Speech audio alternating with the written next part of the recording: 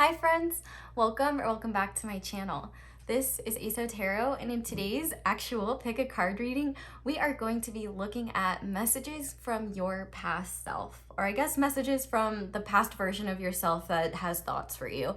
And this reading I'm so excited for because it is actually a collab with the Hermit Tarot. I'm sure you guys have heard of her, but she is going to be doing the exact opposite reading, and she's going to be doing messages from your future self. So after you finish this video, or before you finish it, whenever you want to, definitely be sure to go and check out her video on her channel. At the very least, if you've never heard of her, please go to her channel and check her videos out. She is an amazing reader, definitely tapped in.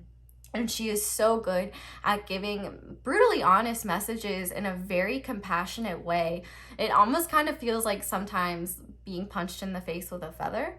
Like, it's just like, it could be a truth that you just don't want to hear, but like she can deliver it in a way where it's like, oh yeah, I guess that wasn't too bad to hear anyway. And yeah, she's just very affirming, very validating, and I found her guidance to be very helpful, and I think her videos are very calming as well. And also her cat Kirk is just hilarious. So if you've never checked her out, please go do that. Send her some love. She is another amazing reader in this community, and I'm so excited and like honestly fangirling a little bit to be collabing with her. So yeah, definitely check out her video either before or after, whenever you want to. But for my video, we have 4 piles to choose from today, and I actually decided to just pull out a card so you could pick the tarot deck based on the artwork if you're having trouble picking based on the stone. But to start, in pile 1, we have this amethyst stone and the Nightmare Before Christmas tarot. And then for pile 2, we have this flower agate sun, and then we are going to be using the Golden Girls tarot, as you can see with Miss Rose Nyland right there. And then for pile 3, we are going to be using the Alice in Wonderland tarot, and also we have this Labradorite moon with it as well. And then finally for pile 4, we have this blue Chalcedony butterfly. I could have said that wrong. That one is hard to say. It looks like it would be Chalcedony, but I think it's Chalcedony. And then we are going to be using the Way of the Panda Tarot. So go ahead and pause the video if you need to decide which pile you feel most drawn to. It's absolutely okay to be drawn to more than one. Truthfully, I won't be surprised if there's some mixing energy. I kind of just got the vibe that that's going to happen already, but I haven't done the actual reading yet, so I don't know. Just do what feels right to you, but once you have picked your pile or piles, you can go ahead and scroll down to the description box where I will have all the timestamps listed below, and I will also have them listed in the comments.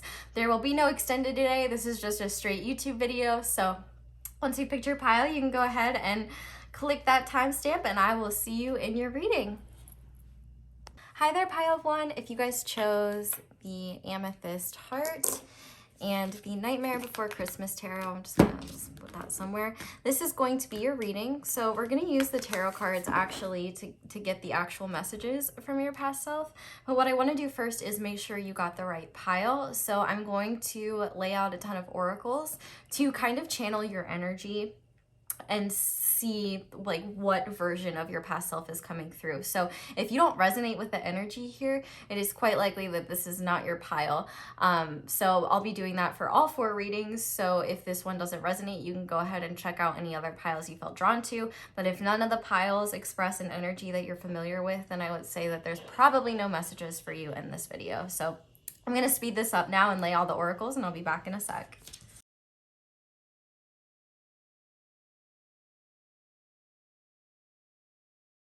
Hello, I am back. So this is interesting energy. Oh my gosh, okay, this is intriguing energy. Different adjective. Oh my gosh, I can't believe I couldn't remember that. This is a perfect example of how pick a card readings are timeless, because depending on how this energy resonates for you, if it does, you will be at a different place in your life than other people watching it. So for example, you could resonate with this energy as like as this being you as a teen, whereas somebody else could resonate with it as them last year. Like there's so many different ways that this ways that this can resonate with you. So I may list off some like age ranges or something like that, but I want to be clear that this past self could be like yesterday. Like technically I filmed my intro in the past, so like I don't know her. The girl you saw in the intro, like that's my past self. Know nothing about her. But with that being said, let's look at the past self of yours that's coming through. This is a very like distinct energy, and what I find really interesting about it is that for some of you, this may be actually a very recent energy that you have been in, but for others it could have been a while back. But I definitely think the common point here for the people that chose pile 1 is the past version of yourself that's coming through is a version of yourself that was quite literally at a crossroads. And the crossroads that you were at was one between your conditioning and how you were raised, and then the other was your true self, what felt right to you, and the realization that healing needs to occur and that there needs to be more happening. Because kind of what I'm seeing here, like this version of you being represented by the mirror, kind of shows me that at this point in your life, you really didn't have a solid sense of self. I feel like your energy, or just not even just your energy, but your thoughts, your actions, your behaviors, I feel like all of it was malleable based upon whoever was around you. I definitely think that one thing that you were realizing is how maybe your upbringing affected you, and like affected how it might have created just pain, or for some of you trauma.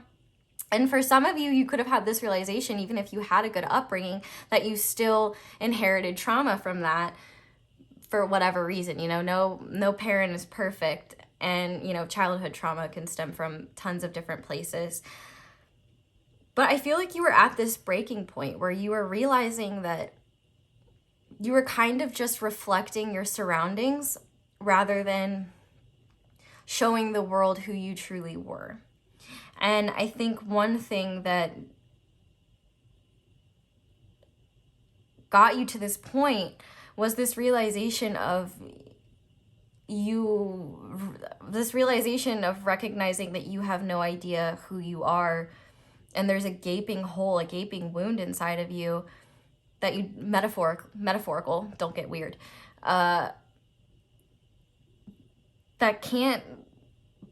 that needs to be healed, or like your awareness of it was there at that point, or your awareness that you were acting from this lack of feeling, from this lack of understanding about yourself at this time. I definitely think this was a time where you were starting to become aware of the illusions that not only you told yourself, but the people around you were telling you. And I think one big thing here that Spirit is highlighting is how big of a heart you have, and how difficult it seems like there was a lot of tension when you were going through this experience, when you were in this energy, because you seem to give your energy away to the point of self-destruction. And that kind of seems to be, like with this dependency card, that kind of seems to be this energy that you were becoming aware of, and you were realizing, oh, I feel this way because of this void. Like I feel the need to give to others. I feel the need to bend over backwards for others because their validation might fill the void in my soul. And that's not what you were literally thinking, but that's kind of the energy that Spirit is showing me, is your kind of realization of, oh shit, I know why I'm like this. Or maybe one of the reasons why you're like this.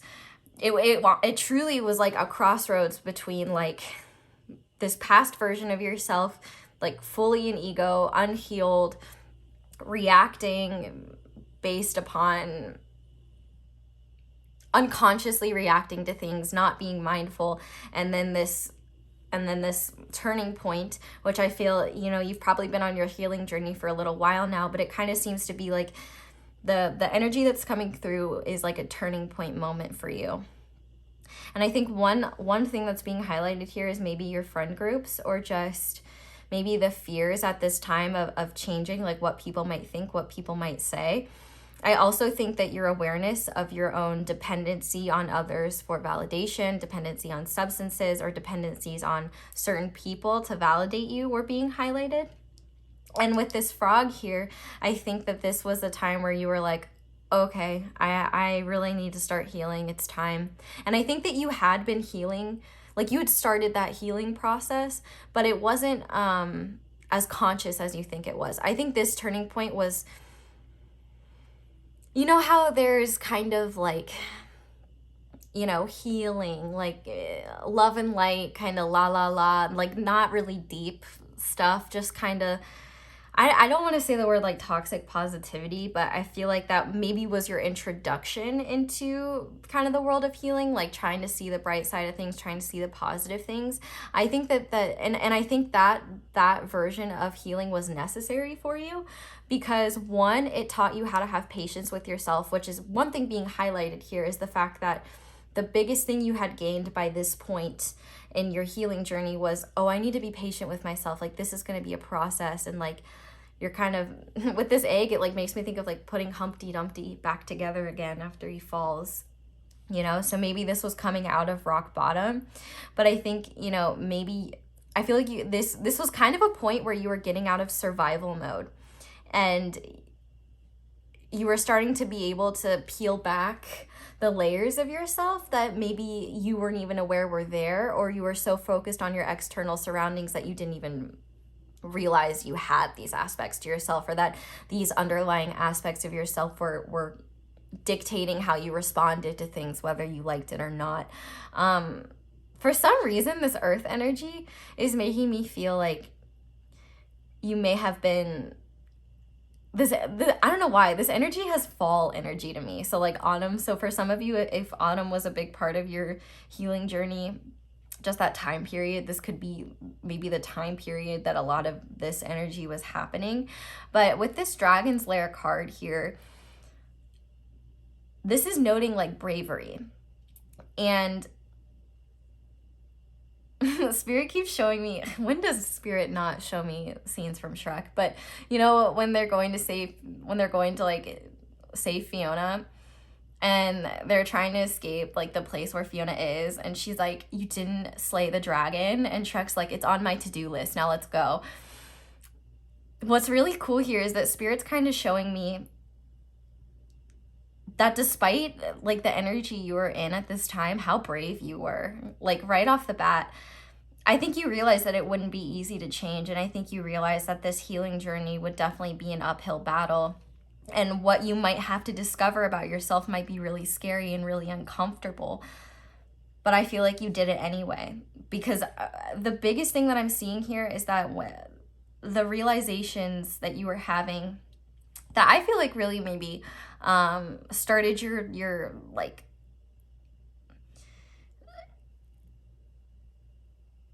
how do I want to say this, Spirit? I don't want to say started your healing journey, because I feel like you were already on your healing journey. Like you were starting to recognize that your habits and your patterns weren't healthy, and like it's a process, right? But I think that this was more the before then, I think it was more unconscious healing. Like you may have been aware of, oh, I need to do self-care, oh, I need to take a day for me, or I need to be patient with myself. But you weren't necessarily aware of, oh, there's a deep void in my soul that causes me to be dependent on others and get validation from them so that I can feel like my existence is valid. You know what I mean? And with this like the thing that is, first of all, Wisconsin is coming up. So I don't know, some of y'all are from Wisconsin. I thought it was cheese, not milk, but I guess milk is made from cheese. But I feel like you were realizing why you weren't satisfied, because this milk card talks about nourishment. And for some of you, you could have had parents that you felt that you worked really hard to please, and that could have been a pattern that you repeated into adulthood, and that could have been something that you were aware of. But no matter what, I feel like you were realizing that where you got your nourishment from wasn't actually very nourishing.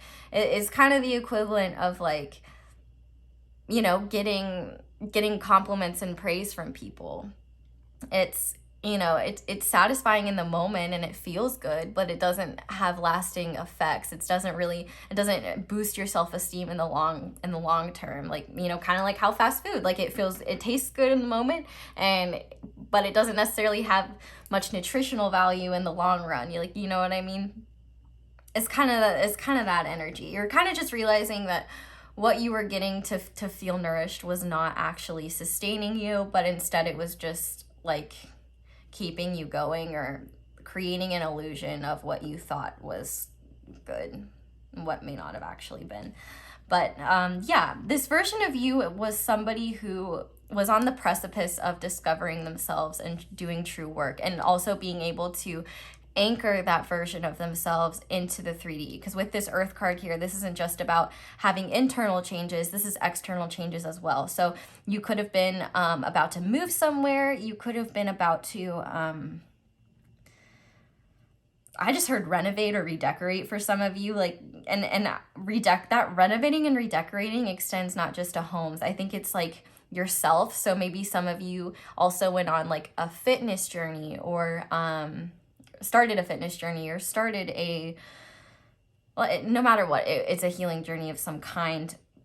But I think there could have been an active awareness that you were walking away from certain people or walking away from certain social circles that didn't really benefit your growth anymore. And I do think as well, this was a time where you were really reevaluating how you were raised and how that affected you as well. So I'm interested to see what is going to come through for your messages. This is an interesting energy to channel. I'm really afraid that everybody's gonna be like, this sounds like me now. I'm gonna be like, well, shit. I mean, technically it's your past self if you wait long enough, am I right? But I don't know, I guess we'll just have to see.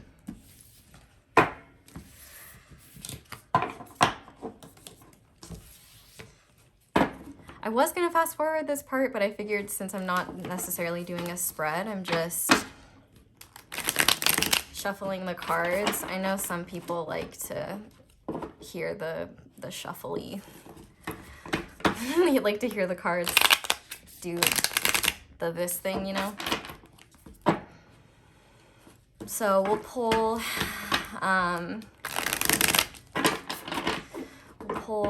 some cards and we'll get clarifiers, and we'll see what this version of yourself wants to say to you.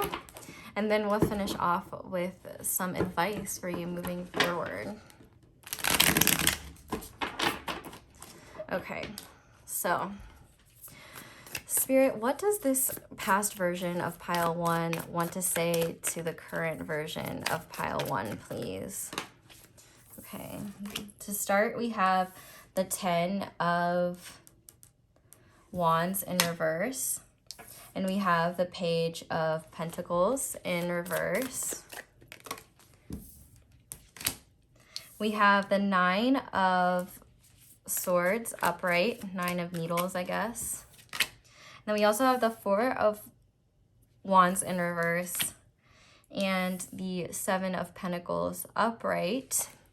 And then I'm going to get clarifiers for all of these. So Spirit, how about that 10? How about that 10 of Wands? Okay, we have Strength.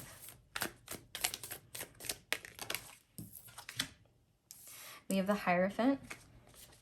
We have the Leo and Taurus energy in here. We also had Earth and water energy. So then we have the 2 of Pentacles in reverse, clarifying the 9 of Swords. With the Earth cards in the beginning, we had Virgo, Capricorn, Taurus, and with Frog, we had water. So Cancer, Scorpio, Pisces, extra Pisces with the moon. And then clarifying the 4 of Wands is the 6 of Wands. And then how about, and then clarifying the 7 of Pentacles is the 10 of Cups. And on the back of the deck is the 4 of Swords. Okay, this is actually a really beautiful message, and I'm so excited to give it. Oh my gosh, this makes me want to cry. This makes me want to cry because I'm so proud of you guys. Oh gosh. And really what your past self wants to tell you is nothing but affirming and positive. So to start with this 10 of, oh, and I love that. We have the 10 of Wands, like 10 of Cups going like that. I like it. Anyway, let's just state the obvious. Even if you don't feel like it, you are doing amazing, sweetie.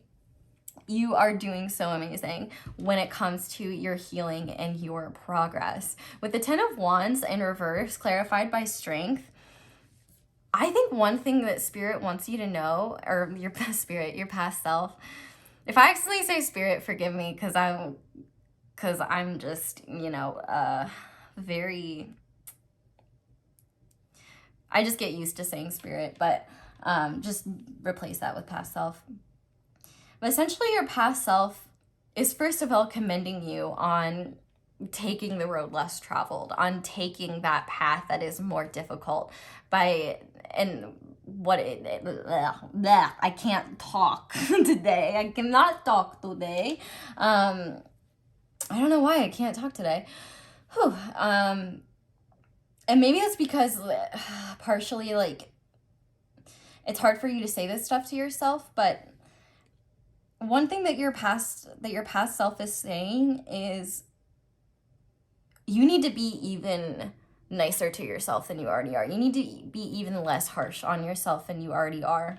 I feel like you could be ruminating about the time period that we showed when you were your present self instead of your past self. And I feel like because there was that crossroads energy, I feel like you constantly think about, what would happen if I did a different decision, made a different decision? What would happen if I didn't do this? I feel like some of the decisions you may have had to make in order to heal were really difficult ones to make that were not like pretty. They could have been very emotionally difficult. They could have created conflicts or arguments. But what Spirit is saying here, or your past self is saying, is that you need to release these burdens of the past. They're no longer yours to carry. You have chosen your path. And your past self is saying you've chosen wisely. You've chosen the path of more resistance, but more value. Well, I guess it's technically, there's more resistance and less resistance, because it's hard to kind of go down the path that feels most right to you and kind of face the things that need to be healed. But by facing those things that hold you back, it like opens your world up and you experience much less resistance in general. Also, sorry if you can hear the smoke alarm chirping. That's not in my place. It's in the place beneath me, and it's vacant. So I can't, they can't do anything about it until the weekend is over. But and sorry if me pointing it out makes you notice it. So just distract yourself again. But yeah, your past self wants to commend you on how difficult it has been to truly continue down this path. Like, one thing that I'm really called to notice is in the Strength card, there's like an axe in his head. And I feel like that is really reminiscent of kind of your thought patterns and how difficult it can be just to exist in your head and just to exist every single day, because it kind of seems like you are still your own worst critic. And even though you're trying to renovate how you talk to yourself, I guess you're kind of renovating your brain. Like, you're renovating how you talk to yourself, how you see the world. And I think what Spirit is saying is that it takes so much strength for you to continue going down this path, even though you have these old wounds and these difficult thought patterns that you have to battle on the daily. But your higher self, your past self, is commending you for how far you've come and saying, you know, it takes gusto, it takes, you know, true strength to be able to overcome all of this. And you need to stop carrying the burdens of your past that you are trying to heal from, because you can't truly heal from these burdens if you still feel like you did something wrong or you're still holding shame. I think one thing that Spirit is saying is that you may be ruminating over decisions you've made. And I think what's scary about these decisions that you made is they were probably the few decisions that you've actually made for yourself with confidence at the time, at least. I feel like for some of you, you were definitely maybe sheltered growing up, or you just had very overbearing authority figures that you constantly had to please and appease. And So I feel like it became easy for you to be on autopilot and not make decisions for yourself because you weren't really given that opportunity. And so the fact that even though at this time that we are seeing, like, because let's be clear, when we were looking at your energy then, you still had really no clue who you were other than the fact that you were not what you were reflecting back in your environment. And the fact that you made that decision anyway to continue your healing and keep going and move beyond the things holding you down shows how strong you are, because you took action before it made sense. And what Spirit wants you to know is that, what Spirit, your past self, sorry, I'm going to say Spirit, just forgive me. You didn't make the wrong decision. And in fact, you just gave yourself more time to live your life in the way that is authentically you. Because with this Page of Pentacles in reverse, clarified by the Hierophant, I feel like the path that you walked away from was a traditional path of some kind. Or it could have been a path that like a mentor or somebody wanted you to take and you were like, absolutely not. Like, I don't want to do this. I know this isn't valuable for me, or like this isn't what I want to do. Whatever the case is, Spirit's really asking you not to overthink your decision to not take this opportunity, whatever it was. And I do feel like this opportunity was in your past, and it may have not even been an opportunity. It could have just been continuing to accept the status quo for what it is and not make any active change. The Spirit is definitely saying your healing process, first of all, is by no means traditional. And that's kind of, and Spirit's kind of bringing me back to the Shrek example, only because, you know, in that scene where Shrek's in that creepy castle, you know, before they say Fiona, they see, you know, all the skeletons of the knights that had come there before, that had gotten, I guess, made a bitch by the dragon, right? Or I guess the dragon got to them before they get to the princess, right? And, you know, the reason, it seems like the reason why they died is they followed the traditional fairy tale, which was, you know, you slay the dragon and then you get to the highest room in the tallest tower and then you break the spell on the princess with true love's first kiss. Well, Shrek didn't do that, right? He was like, I'll get to the dragon later. And the fact that he didn't get to the dragon is wonderful, because you know what? That is the reason why Donkey has a whole family and fell in love. And so I think what Spirit is saying is that you might feel like you're behind, or you might feel like you're not set up for success, or you might stress yourself out because you feel like you're not following a traditional path and you're afraid where this path will lead.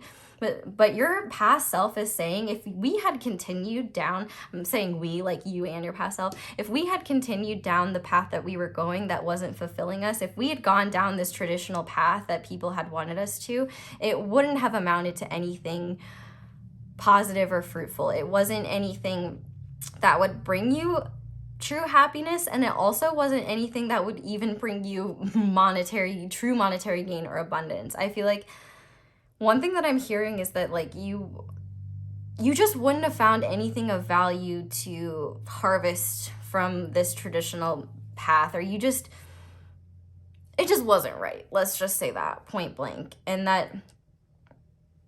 one thing that I'm hearing is like specifically about money, and that maybe could have been why you were considering going down a different path, even though it didn't feel right to you, is maybe you were just afraid of money and afraid if you didn't follow some type of traditional route, you wouldn't be able to support yourself. But I think you can kind of realize now at this point, depending how far along you are on your journey and how far in the past this is, that this traditional route wouldn't have really financially sustained you anyway. It kind of seems like there still would have been more hoops to jump through and more unfair energies. I haven't seen The Nightmare Before Christmas in a while, but I'm pretty sure you know, he's kind of the establishment as far as I remember. Like, you know, everybody was telling you to do Halloween and you were like, I like Christmas. And so you're following that Christmas energy. It's kind of rude of me, I guess, not necessarily rude, I guess, but kind of messed up for me not to use The Nightmare Before Christmas as a movie example. Where is Shrek Tarot? That's my real question. That's what I need. I'm calling DreamWorks. Anyway, one thing that Spirit is saying, or your past self is saying, is that you do need to work on balancing yourself a little bit. And I think it's interesting because even this, on this Nine of Swords, there's this guy riding a unicycle. And I feel like what Spirit is saying here, your past self, I'm sorry, I'm just going to say Spirit, but you know what I mean. This past version of yourself is essentially saying you're worrying about this too much and it's causing you to be out of balance. And actually what your past self wants you to do is like frame how, or not frame, be mindful of how often you get yourself into a spiral of thought, or like how much time and energy you focus on like these fears or ruminating over past thoughts, because it's causing you to have a lack of balance in your personal life.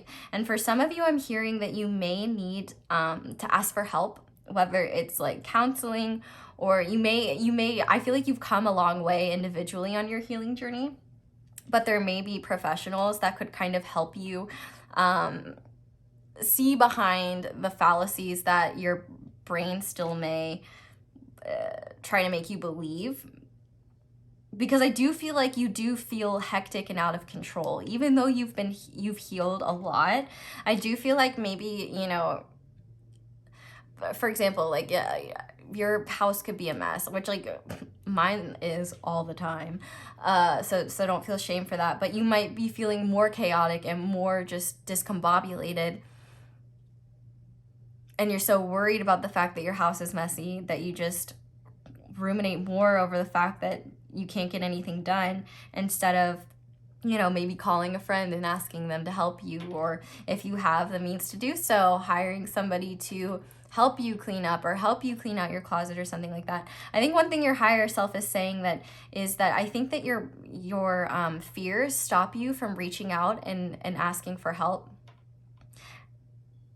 Can you have a past higher self? I guess it's just the higher self of like your higher self that's been watching you since forever. But yeah, this past version of you wants you to know that the more you tame your thoughts and recognize your intrusive thoughts as just that, intrusive thoughts, as not your truth, as not your reality, the easier it will be to kind of allow them to leave as quickly as they enter, and just be like, okay, thanks for sharing, and move forward and think rationally about certain things. Because I feel like one thing that you're still afraid of, that I think is just kind of part of your healing that you need to understand, is I think you're really afraid to ask for help. And your past self wants you to know that asking for help could be really beneficial, and that this healing journey doesn't have to be entirely yours to take by yourself, and that it's okay that you don't feel 100% healed, or that you still feel, despite how far you've come, you still feel like your life is chaos. That is okay. And your past self is saying, look at how far we've come, look at how much we've done.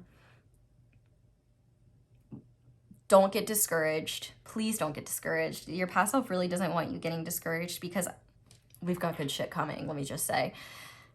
They want you to know that your life will feel less out of your hands and out of control when you budget your time better.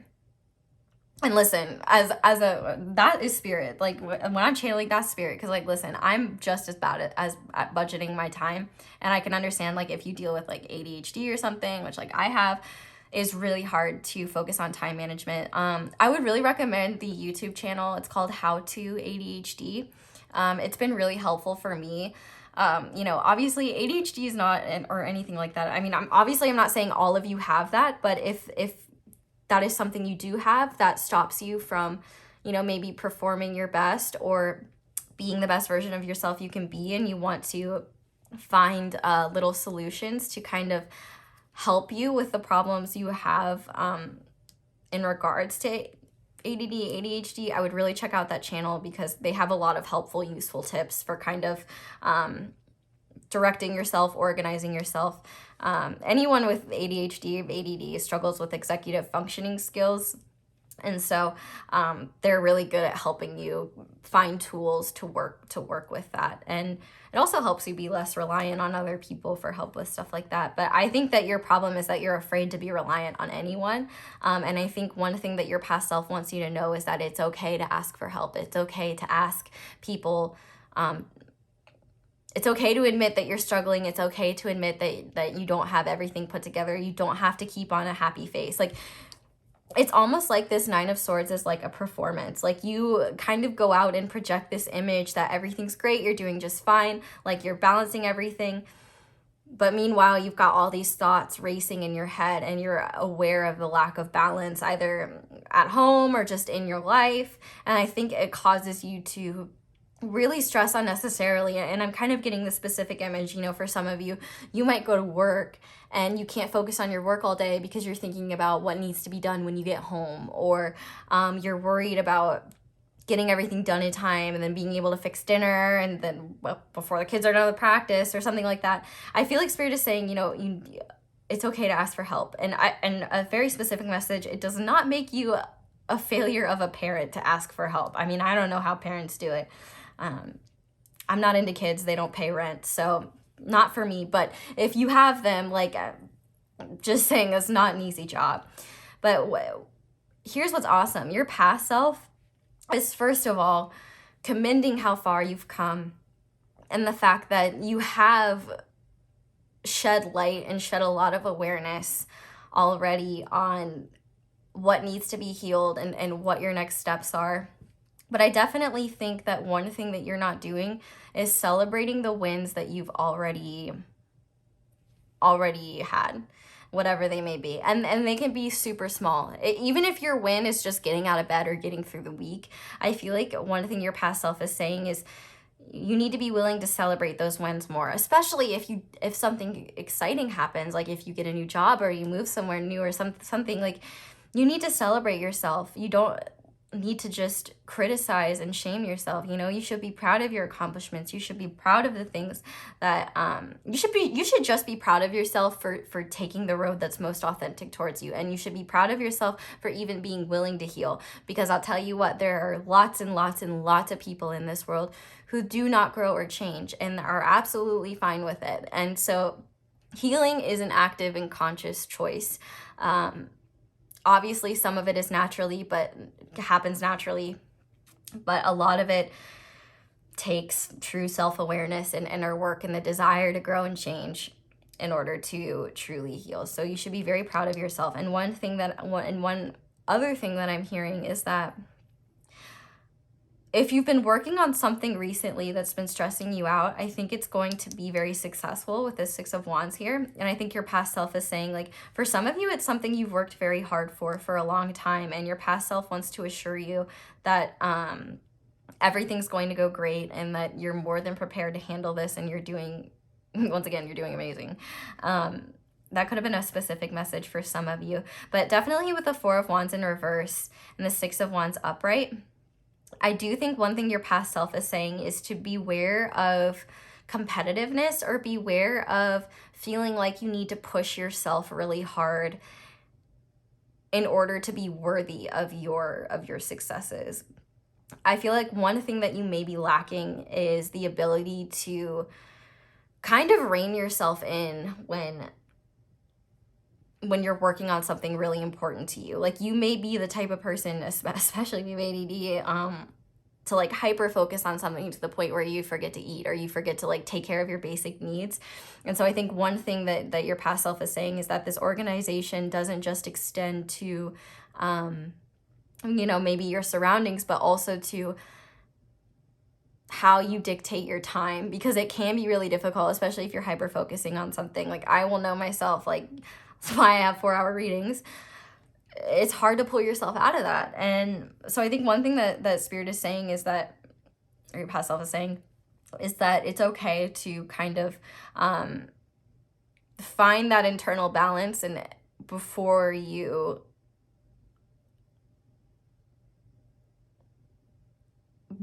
like literally exhaust yourself to the point of being burnt out. But I also think that there's an acknowledgement here that you feel like you haven't maybe come as far as you think you have. You know, I feel like the more healing we do, the less healing we realize we've done.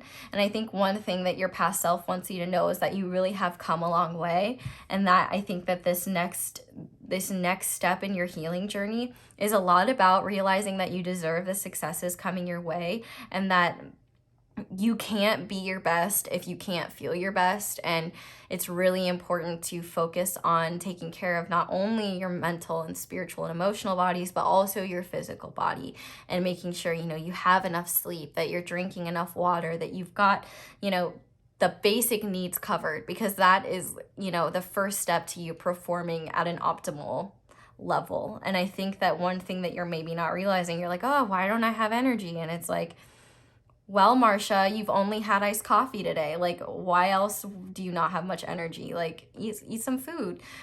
Sorry to any Marcias out there. That was just a random name that I can't get, that I was like thinking of. But with this Seven of Pentacles and this Ten of Cups, this is what's genuinely exciting to me. The Spirit is saying that there are already a lot of seeds that you've planted that are going to yield really beautiful results for you. This Ten of Cups talks about emotional fulfillment, and this is your reassurance that you truly are on the right path. And in fact, Spirit is saying the biggest thing that you need to continue to have, which we know you're already good at doing, is you know, having patience. And I think Spirit is saying be patient with yourself, because this emotional fulfillment is not going to just come overnight. But also, you know, that emotional fulfillment as well is something that you can often find in the moment through meditation, through feeling like that healing, loving light. But also, I think really what Spirit is saying is that there's a lot of blessings to come as a result of your healing. And while healing is very messy, it can also be very sobering, either literally or metaphorically, just kind of seeing the truth of yourself and the truth of all that. But, you know, Spirit is saying this healing hasn't been for nothing, and that you are on the right path, and that you're doing a great job, and to not look back. And I think this reading was definitely important for you, for this pile, because you may be looking back and thinking, have I done something wrong? Have I messed something up? I feel like things are going to pick up soon. Depending, this is a timeless reading, so whenever you watch this, soon-ish is kind of like what I'm hearing from Spirit, is that things are going to start picking up, and you're going to start seeing the physical evidence and the physical rewards, or the concrete rewards, that are going to come as a result of the healing work that you've been doing. And one thing that I'm seeing for sure is that your past self wants you to know that it's okay to do whatever you need to do in order to heal. Don't worry about other people's needs. And I think that has truly been your biggest roadblock and your biggest barrier to consistent healing. Is I feel the times when you fall off the healing wagon are when maybe you get too sucked up in other people's energies and other people's worries and other people's problems and other people's fears. I think that your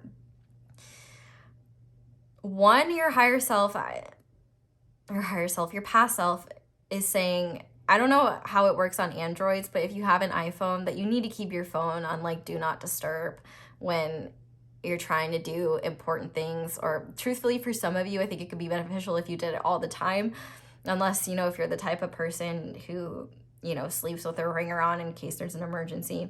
I'm not one of them, because either have an emergency when I'm awake or call 911. Like, sorry, but you're just not getting me when I'm asleep. But I think that this is all about, you kind of need to have that attitude. That's the thing. And kind of why I'm saying it with this Four of Swords here, your past self is saying you need to allow yourself to be more unavailable more often, so that you can truly take time for yourself. Being busy doesn't mean that you have to literally be doing busy work. You can be busy just relaxing with yourself. You can be busy doing healing work. You can be busy doing fucking nothing. Like, you don't need an excuse or a reason to not say no to people. You're learning how to show yourself the love that you give to others, but it's still way easier and way more comfortable for you to give that love to others than it is for you to give it to yourself. And so what your past self is saying is, first of all, you need to get more sleep. For a lot of you, you do just need to get more sleep. but also that your rest time is important. And especially if you're working a lot or you've just got a lot going on, you know, if you're a student, especially, and actually, especially if you're a student and you feel pressure to like party a lot or things like that, and you're just exhausted, it's okay to say no. I promise you, those like, if you struggle with FOMO at times, I mean, I'm kind of an asshole, like an introverted asshole. So, well, I guess I was in college. Like, I still am, but I promise you that party is not as important and cool as you think it is. I promise. Go if you want to. I'm not saying don't go. I'm just saying if you're tired and like, you know, you're only going to a party because people want you to, or you're worried you'll look lame, I promise you probably won't talk to those people in a few years, and your rest matters and your grades matter, things like that. Those are important. That was a very specific message, but for all of you, what you need to know is that it is okay to give yourself a break. It's okay to do nothing. It's okay to give yourself time for you. There is no reason why at this stage in the healing game that you should be sacrificing your needs in order to take care of others still. Obviously, it's different if those others are like your children or something, but if they did not come from your genetic material, or you did not adopt them, or they are not your children that you are responsible of taking care of, or I guess not, if you're a caregiver of some kind, obviously there needs to be a balance there, and that's going to have to be something that you I can't figure out everyone's personal situations. Like, I can give you the information, but like I can't do all the work for you. If it's not somebody that is directly dependent on your care, you don't owe them anything. And no is a complete sentence. You don't have to tell them why. You can just say, I can't make it, or I'm not free, I'm sorry. But yeah, I think the biggest thing that Spirit is, or your past self is saying here, is just keep healing. I'm hearing like the Ariana Grande song Breathing, but just changing like the breathing part to healing. And you know, your past self is just saying, you know, keep going, keep doing it, and don't be afraid to be even kinder to yourself, to be even more loving, to be even more understanding, and even more nurturing to yourself. Because I think that one of your big realizations is that you kind of needed to become the parent for yourself, the nurturing parent for yourself that some of you didn't have. And I don't want to say all of you, because I feel like for some of you, you definitely did have nurturing parents. It's just that maybe they weren't nurturing in other ways, or you didn't get trauma from your parents, you got trauma from somewhere else, you know. I think it all depends. But what your past self is essentially saying is keep going, because we've got really great things in our future, and also that you can relax even harder and give yourself the rest that you truly need. So I am going to finish off this reading with some positive guidance to help y'all move forward. So let's see, Spirit, what do you want to say to pile one? What advice do you have for them at this time? The irony of me talking about ADHD and then this card Focus comes out. So it says focus. Remain completely focused on exactly what you want. The best is yet to come. Isn't that what I was saying? Literally, with like that 10 of Cups, you've got some really beautiful stuff coming your way, and a lot of fulfillment. And I feel like by the time you reach that point, you're going to be so happy you followed the path that was truest to you. And you're going to be so happy that you didn't listen to what other people said. And you're going to be so happy that you trusted yourself on this, because yeah, there's some beautiful things in your life. We also have forgive, whether in person or in your mind. Forgive and move forward. The only person you're hurting by holding on to this resentment is yourself. So I definitely think you need to forgive yourself for what you didn't know in the past. And I think you need to forgive yourself.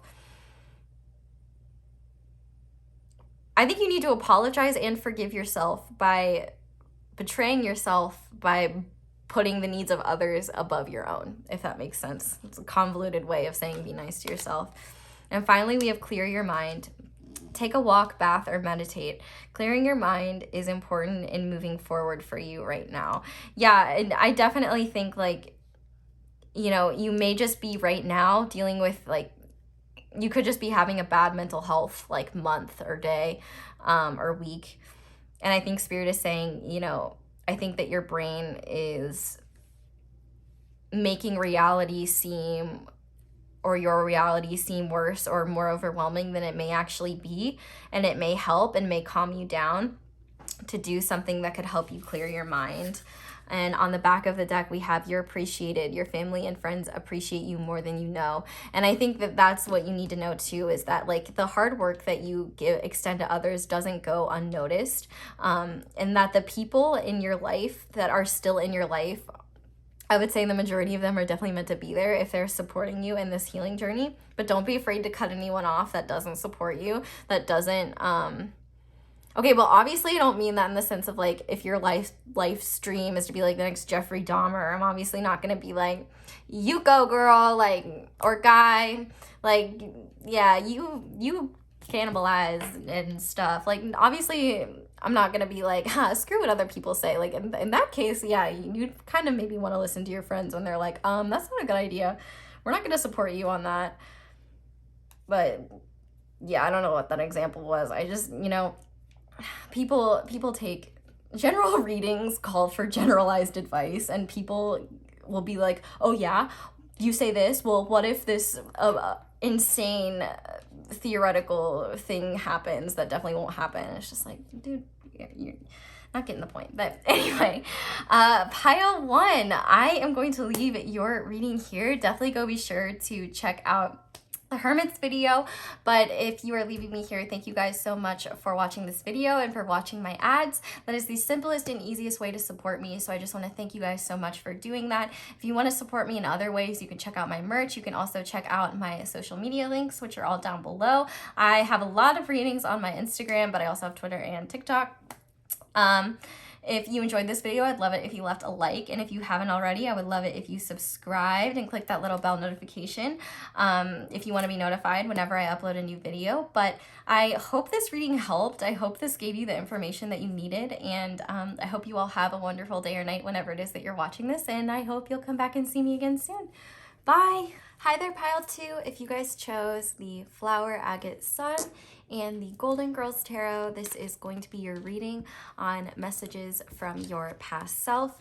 But before we get into the tarot, first I am going to lay out your oracle cards to make sure that this is actually your reading.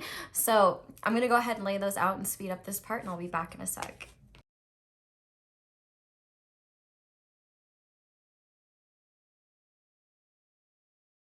Hello, I am back. So I'm just gonna say right off the bat, if you don't resonate with this energy, that is okay, because the energy that I'm getting is pretty specific. So if this doesn't resonate, I would definitely pick a different pile. But I think this is a great example, or this reading, I guess, is a great example of how readings can be timeless, because the energy in this reading, if you resonate with it, it's likely that the people watching this resonate with this energy at different ages and different periods of their life. So I'm gonna try to be as neutral as possible in terms of age, but I mean, obviously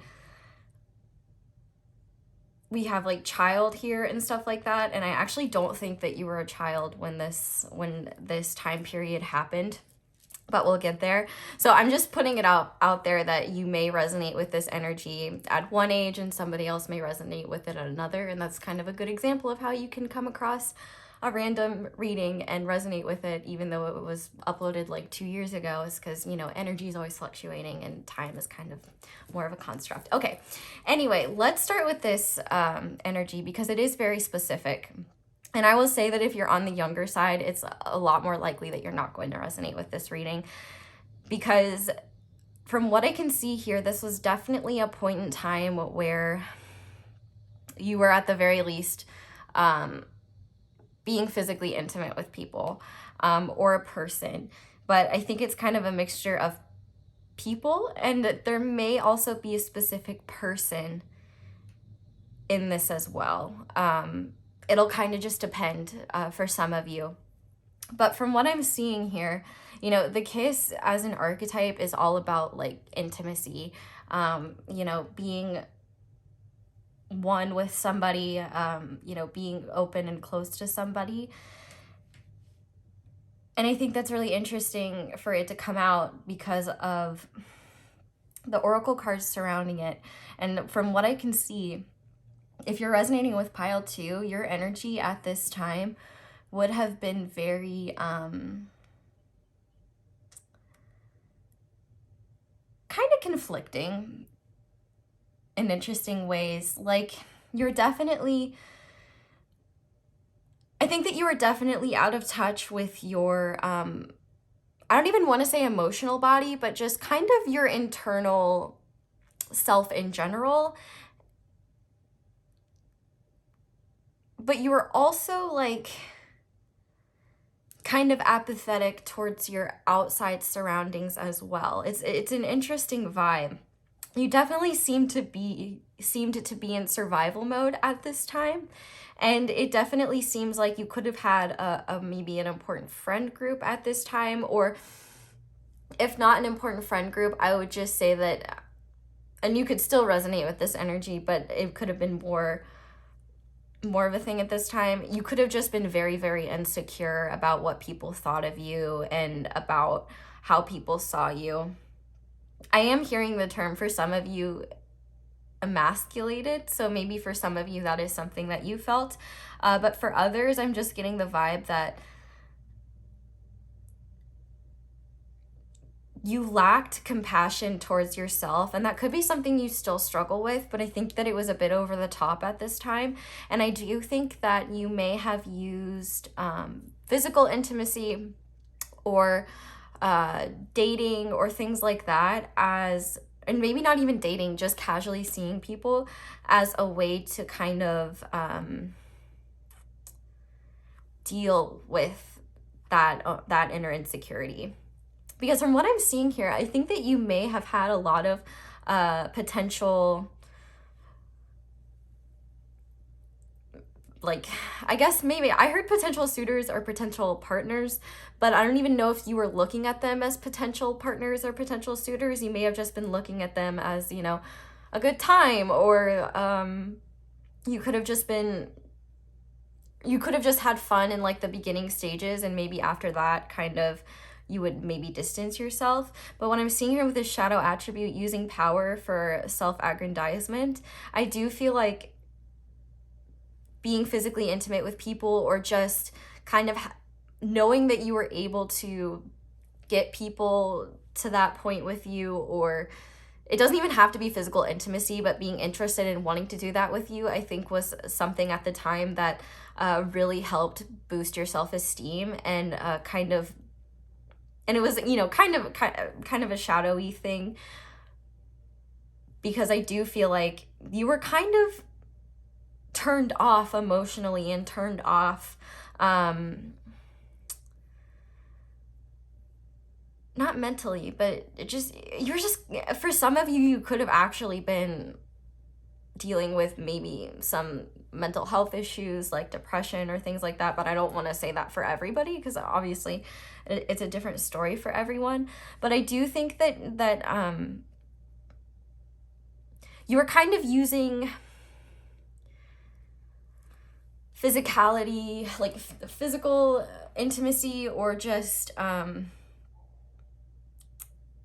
love interests, or people that you were attracted to, or people that you weren't even attracted to, but people that were attracted to you, as a way to feel valid. And from what I can see here, you even still struggled with it, because with this compassion in reverse, I do feel like there were people who were very, very interested in you, or had a lot of compassion towards you, and at this time you really weren't comfortable with like accepting it. Like, you found it really sweet and you found it admirable, but I think that you felt like you didn't deserve it, and that and that they weren't looking at you accurately. And I almost feel like for some of you, this doesn't have to resonate for all of you, but I do definitely feel like for some of you, there was a specific person that that you met during this time, or that showed up during this time. And I don't think you were expecting them at all. You were very because you were kind of in survival mode, you were definitely very focused on practical things and just kind of being in the moment. This Ghostlands talks about, you know, just being in the moment and trying to do the best you can. And what I think is interesting is that this Ghostlands also talks about nostalgia. So, and since this is a reading about your past self, I feel like if I brought a person up that you know like this, you probably already like immediately knew exactly who I was talking about. Because I would say if somebody made an imprint on you like this, you'll remember it. But for others, it's definitely just a generalized, like, you were kind of using romance or dating, or just kind of that whole, or just kind of playing the field as a way to maybe sow your wild oats, and also kind of, if not try to fill the insecurity, to just put like a little like blanket over the insecurity and be like, see, it's not there. Like, you forget it for a little bit when you're, you know, out and about and doing your thing. And I definitely feel like something happened here. And I feel like actually for a lot of you that somebody did come in during this time that kind of took you completely aback. And you could have felt like they were out of your league, or like you couldn't be what they needed. But I almost feel like that's too specific, because whatever fear this person triggered in you, it was really deep. Like, I feel like this person triggered inner child wounds. I feel like you didn't quite understand, which, side note, I just think this is like the cutest moon ever. Like, can we just appreciate this moon for like two, like, look at him, like, oh, sweetest little cup, and it's just so cute. Oh my gosh. Okay. Yeah, maybe you thought this person was really adorable, or maybe you only saw them at night, or I do feel like that this person, whoever came in, for some of you, this doesn't have to be a person. This could be a specific event, or a culmination of events where similar things happened, and after it occurred so many times, you were able to see a pattern, and it created some type of awakening in you. But either this person, or whatever the significant event this was, it caused you to look in the mirror in a way that terrified you. You know, even with Medusa, this, you know, a lot of mythology around Medusa is, you know, if you look at her, you'll turn into stone, and or like you'll be petrified. And I think, you know, with the rabbit being here, the rabbit talks about fears becoming so real that they almost are created, like they almost happen. Like, the story behind this rabbit is literally, you know, the rabbit is so worried about a hawk swooping down and eating them that one day the hawk overhears the rabbit and is like, that's a good idea. I think I'll do that. So it does kind of seem like whatever this event or person was really terrified you. And maybe it's because for some of you, you recognized a good thing with this good fortune card that you weren't ready for, and maybe it didn't seem practical. You know, Taurus is ruled by Venus, and Venus is the sign of love. And so this could have been something deeper. And with this identity card here in the kiss, for some of you, this could have been an LGBT relationship that, or not a relationship, but a connection maybe. And for others, no matter what, I feel like whatever this time period in your life was like about, truly about, whenever it was, whatever happened, I feel like this was a significant point of time in your life, because there was so much going on internally for the first time in a very long time. And it's really interesting, because I almost feel like this spread covers maybe not a huge period of time. I would say maybe, you know, no more than 2 or 3 months, but I could absolutely be wrong. It almost feels like a progression of time a little bit, where you were almost being pulled back and forth by the energies that you were already working with and the new energies that this situation or person brought in. And it definitely like rocked your world in a not so positive way, because you just weren't ready to deal with it. And even though it came with like good things, like maybe this, for example, if it was a person, they were very compassionate towards you, and you felt like you were very lucky to know them, lucky to meet them. But then at the same time, you know, you were kind of dealing with your own things. You were in survival mode. You weren't ready to appreciate something like that. You had to be practical. And I feel like also you may have not seen yourself as worthy of this. And I do think that you are, with peace and love, a little bit stubborn. So, and you don't even have to have Taurus energy here. I just feel like you are very good at convincing yourself of whatever it is that you want to believe. And I think that this person triggered like positive feelings that you may have felt as a child, like playful feelings. I'm not talking about like nothing like that. I'm talking about like, you know, playful energy that just brought you back to a time that you had almost kind of forgotten about. And I think that there's also a lot of things in this person that you really admired, or this situation for some. Like there could have been people in this situation that you like admired, or you compared yourself to, that gave you some sort of realization. But I feel like there's almost this connection of like your former self and the person you'd grown to be at that point.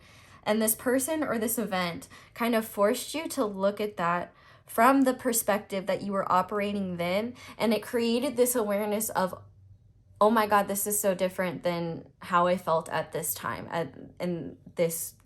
when I was a child or something like that.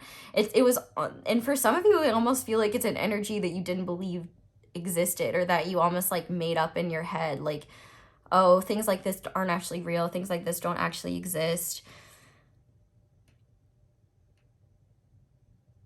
And I think that just terrified you even more.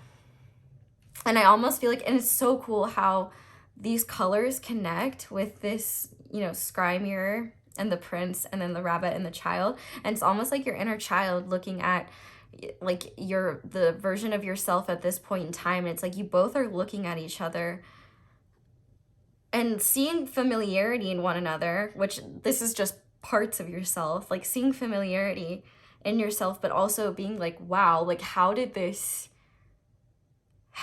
change so much? Like this is a very overwhelming energy. And I'm sorry if like me talking about this is bringing those overwhelming feelings back, because I do feel like this was a really overwhelming time for you. You weren't really thinking clearly. I feel like you were on autopilot for a really long time. And either this, for some, I'm hearing like series of unfortunate events, or this person in the series of unfortunate events that happened after, or anything like that. It's just like you are all of a sudden, life forced you to come back online full force. And it's like you didn't know how to handle that. It was too overwhelming. And I almost feel like the energies that you were dealing with in this time period were way too much for you. And I think that you may have shut down a little bit. You may have kind of turned to stone. You may have turned cold. And you may find yourself looking back at that time and having thoughts about it. So I'm really interested to see what your tarot cards are going to say. But essentially, I think overall this time period, it's maybe one that kind of haunts you for some of you. But I also think that you were definitely, just like objectively speaking, I think you were doing the best you could with what you were given. I think that you are either really good at being charming or really good at saying the right things. And maybe it had always been really easy for you to be emotionally detached towards things, and maybe this situation hit you a little different.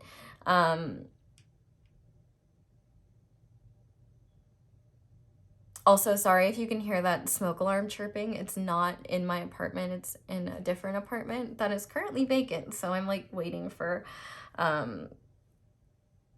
people to fix it. Anyway, I think you knew how to talk the talk and get people and get what you wanted from people. And I don't think that you were really expecting anyone to resonate with you deeper than at a surface level at most.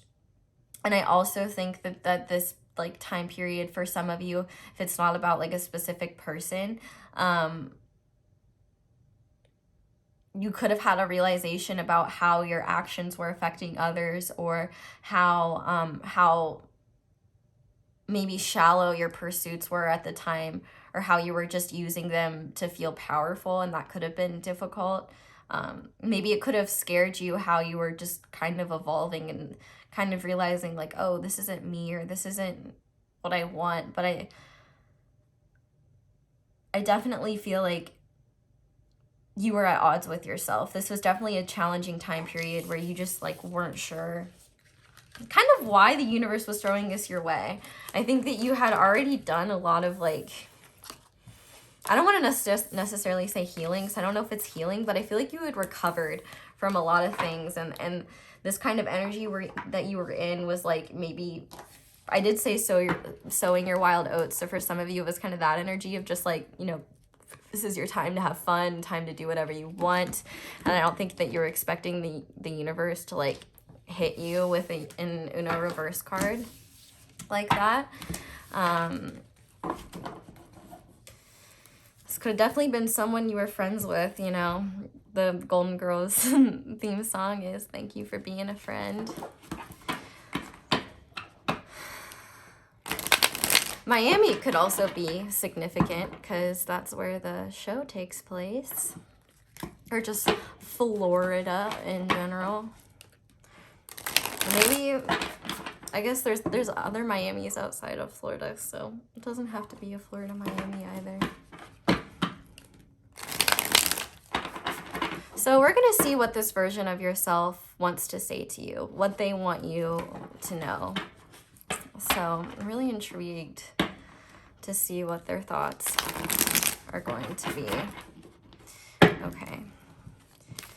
All right, so what does pile 2's past self want to say to pile 2? Okay, so to start, we have the Sun in reverse.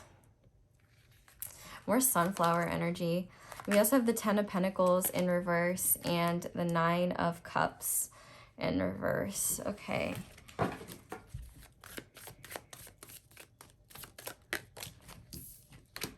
We have the Hermit upright. We have the High Priestess in reverse. I'm going to get clarifiers for all of these now. Oh, I love the sounds of cicadas. Okay, we have the 2 of Swords in reverse.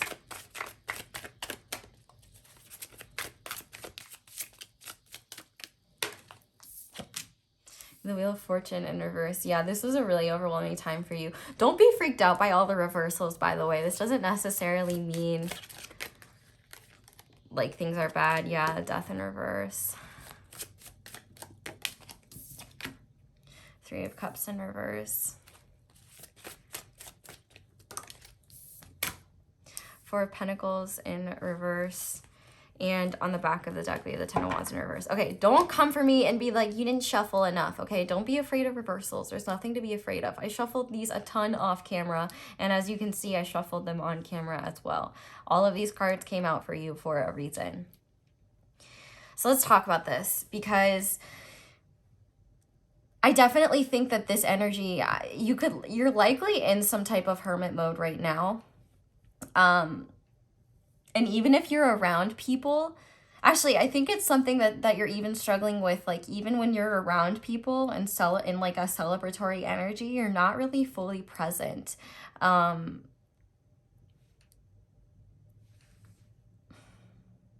think there's something unsatisfying about this past energy for you.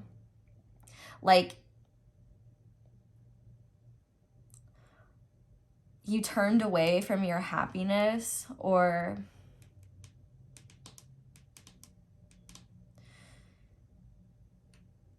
there could just be an overall feeling of like,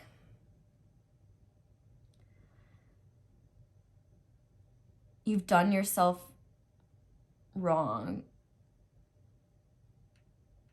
Spirit's actually calling me to grab a deck, and I'm gonna do it really quickly.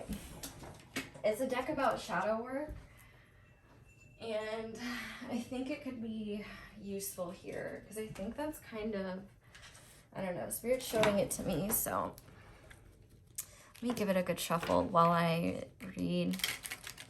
Because here's the interesting thing.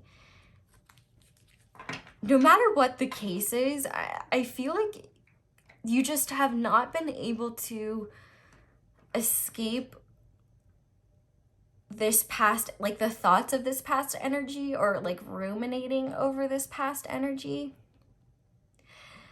And I feel like the biggest thing that your past self wants you to know, just like right off the bat, is that overthinking about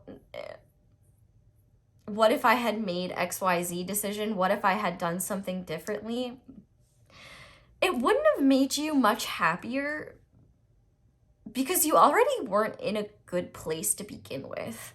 I think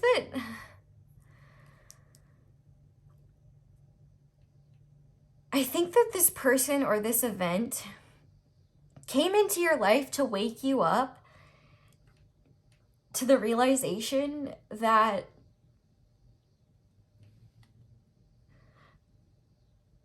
you're kind of walking through life with a blindfold on, or just walking in the dark in general without any sort of direction. And maybe you had a general direction, but I don't think that you were present at this. Well, you were present, but you weren't present, if that makes sense. Like,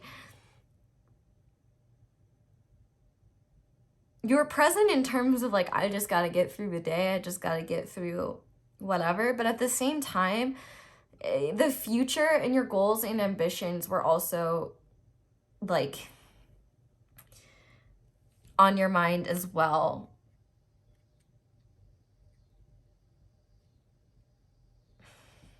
I think your past self wants you to know that you're not a villain for choosing you, and that you should never feel bad for choosing you.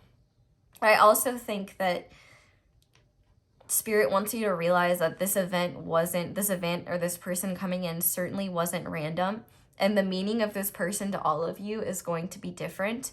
For some of you, this could have been a spiritual connection. For others, this could have been just a more karmic connection. And for others, this could have been somebody that even truly, like, there was really no deep connection to. It's just that they said or did something that woke you up, or maybe you affected them in a way that you weren't intending to, and that was hard to see.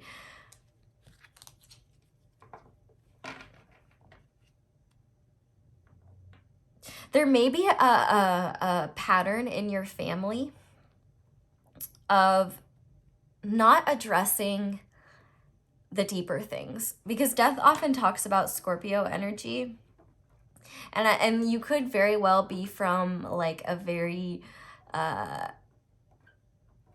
especially if you have a lot of masculine energy, or have a lot of masculine energy in your family, you could have a family that's not very like emotionally open, and you may have not learned how to deal with those deeper emotions, or those uncomfortable, shadowy emotions. I'm gonna shuffle these now, because I really want to see what's gonna come out here. What does pile 2's past self want to say? Narrow-minded. You have a limited outlook on perspective and thoughts. What makes you think your thoughts are solid gold? Egocentric. Not everyone shares the same perspective as you. Listen to others and you may just learn something new. Victim mentality. The universe wants what's best for you, not the worst. Change your perspective. And then we have vengeful. Find a better way to heal your anger. This negative emotion comes back full circle. and envy. Remind yourself that no one has it all. It's okay to celebrate other successes. You are truly good enough. So you may not resonate with all of these shadows, but I felt like I would get a couple just to see what came out. So maybe you also envied this person, or you...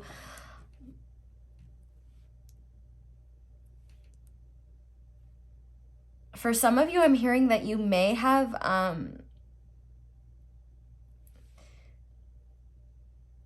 For some of you, I'm getting the feeling that you may feel like this person, if there was another person involved here, that they weren't impacted at all and that they're doing just fine.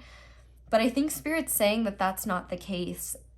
And in fact, I think there's this massive amount of stubbornness within you when it comes to listening to your own intuition about this situation. I think that you've only looked at this situation from a mental perspective. And with egocentric, not everyone shares the same perspective as you. Listen to others, you may just learn something new.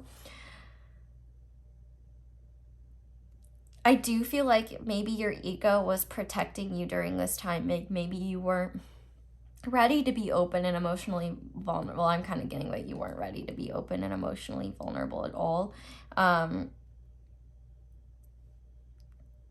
But I feel like what your past self is saying is that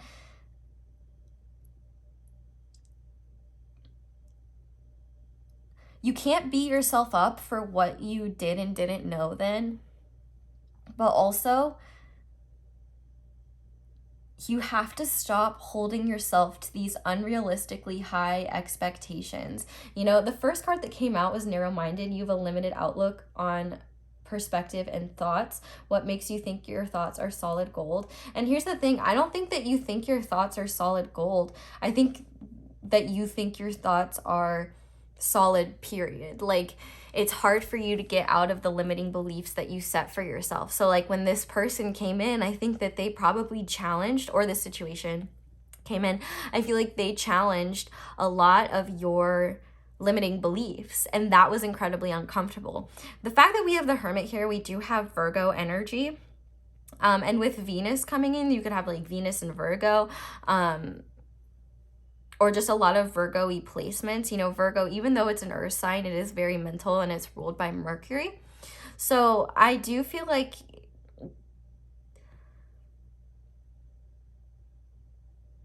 I don't know if you even talk to anyone about this situation. And you certainly don't have to, because even if you did, the people that you try to talk to may not understand. So I do think your past self is saying, you know, be careful who you talk to about this situation, just because not everybody may understand in the same way. And obviously it does, I do kind of feel like you're already hard on yourself. So I don't think it would be very helpful for you to, you know, ask people who may be judgmental. They may just make you feel shameful. But like the universe definitely didn't bring this person or this situation into because the universe hates you. No matter what this person is to you, because for some of you, I get the vibe like this person,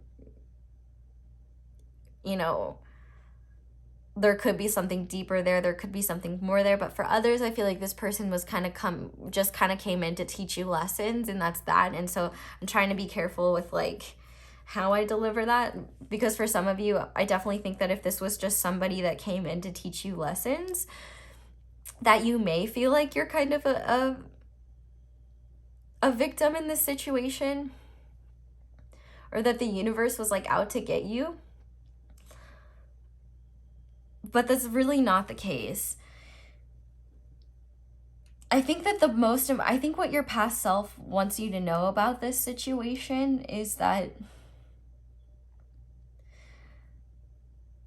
this experience is direct evidence that your thoughts and your beliefs aren't always the objective reality, and that there's more to the world than just how you see it and how you think it is, that there are deeper things and there are more subtle things. And, you know, with this Death card being in reverse, I feel like maybe you still haven't kind of gone within and processed this yet. Like, you know, your past self may be recommending that you take some time off to just kind of heal. You know, there could have been a really difficult ending here for some of you. You could have definitely felt like stabbed in the back, Or maybe you feel like you stabbed somebody else in the back. Maybe both. Maybe it goes both ways. I think Spirit is asking you to let go of that burden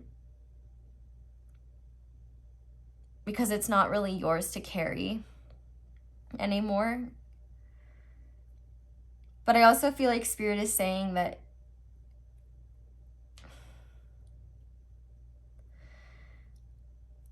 this might be a kind of a tough message to hear, but I'm going to give it anyway. One thing that Spirit really wants you to know is that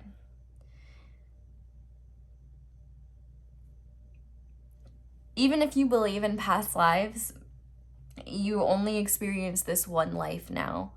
And you're never going to get a massive green light from the universe unless you're in tune enough to hear the signs.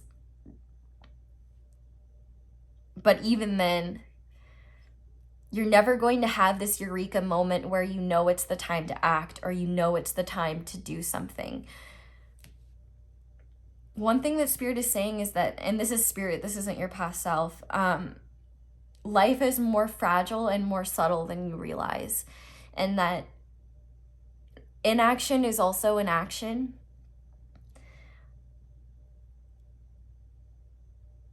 And while you shouldn't beat yourself up for your past actions, you should be aware of how inaction can affect a situation. And you should reflect on that in the future and not be afraid to actually act on what you are thinking or what you are feeling. For some of you, I do wonder if this was like a would've, could've, should've situation. You may be feeling this person and feel like they're maybe happy without you.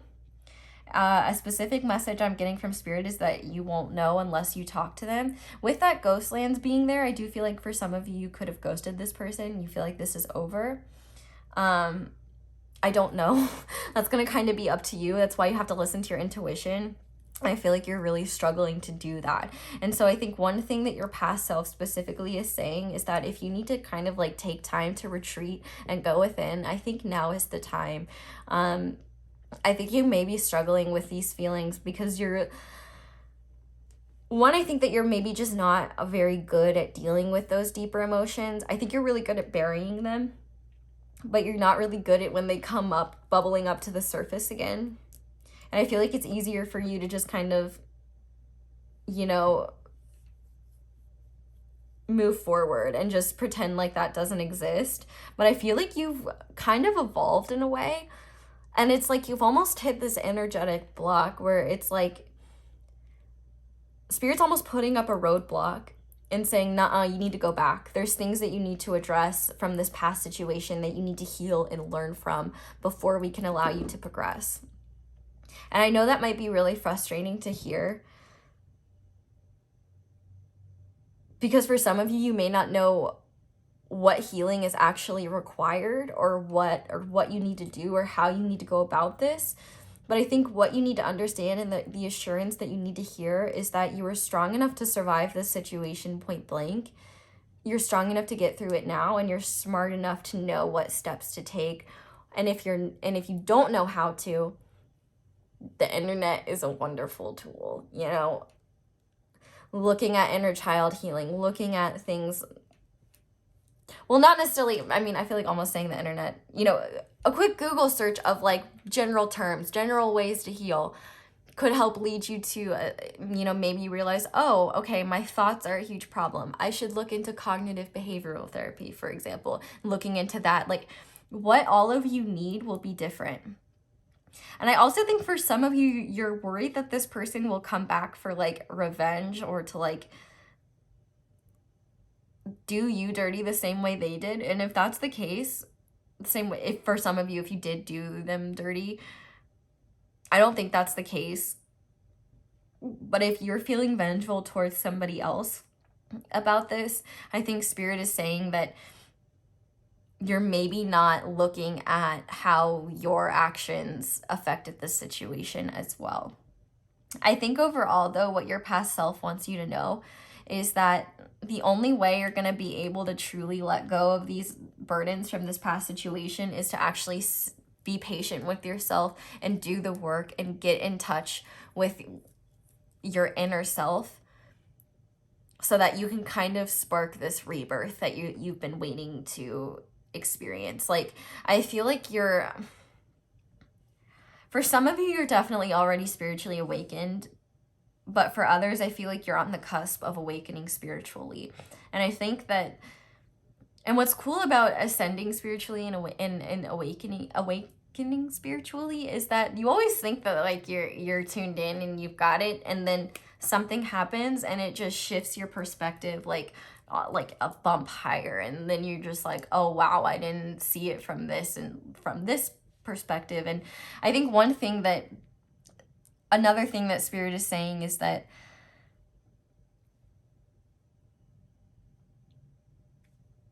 so another thing that your past self is saying is that you might want to address why you isolate yourself so much. For some of you, you definitely do that. And I think that you may find it's almost like you're living this double life, even though you're just living your normal life.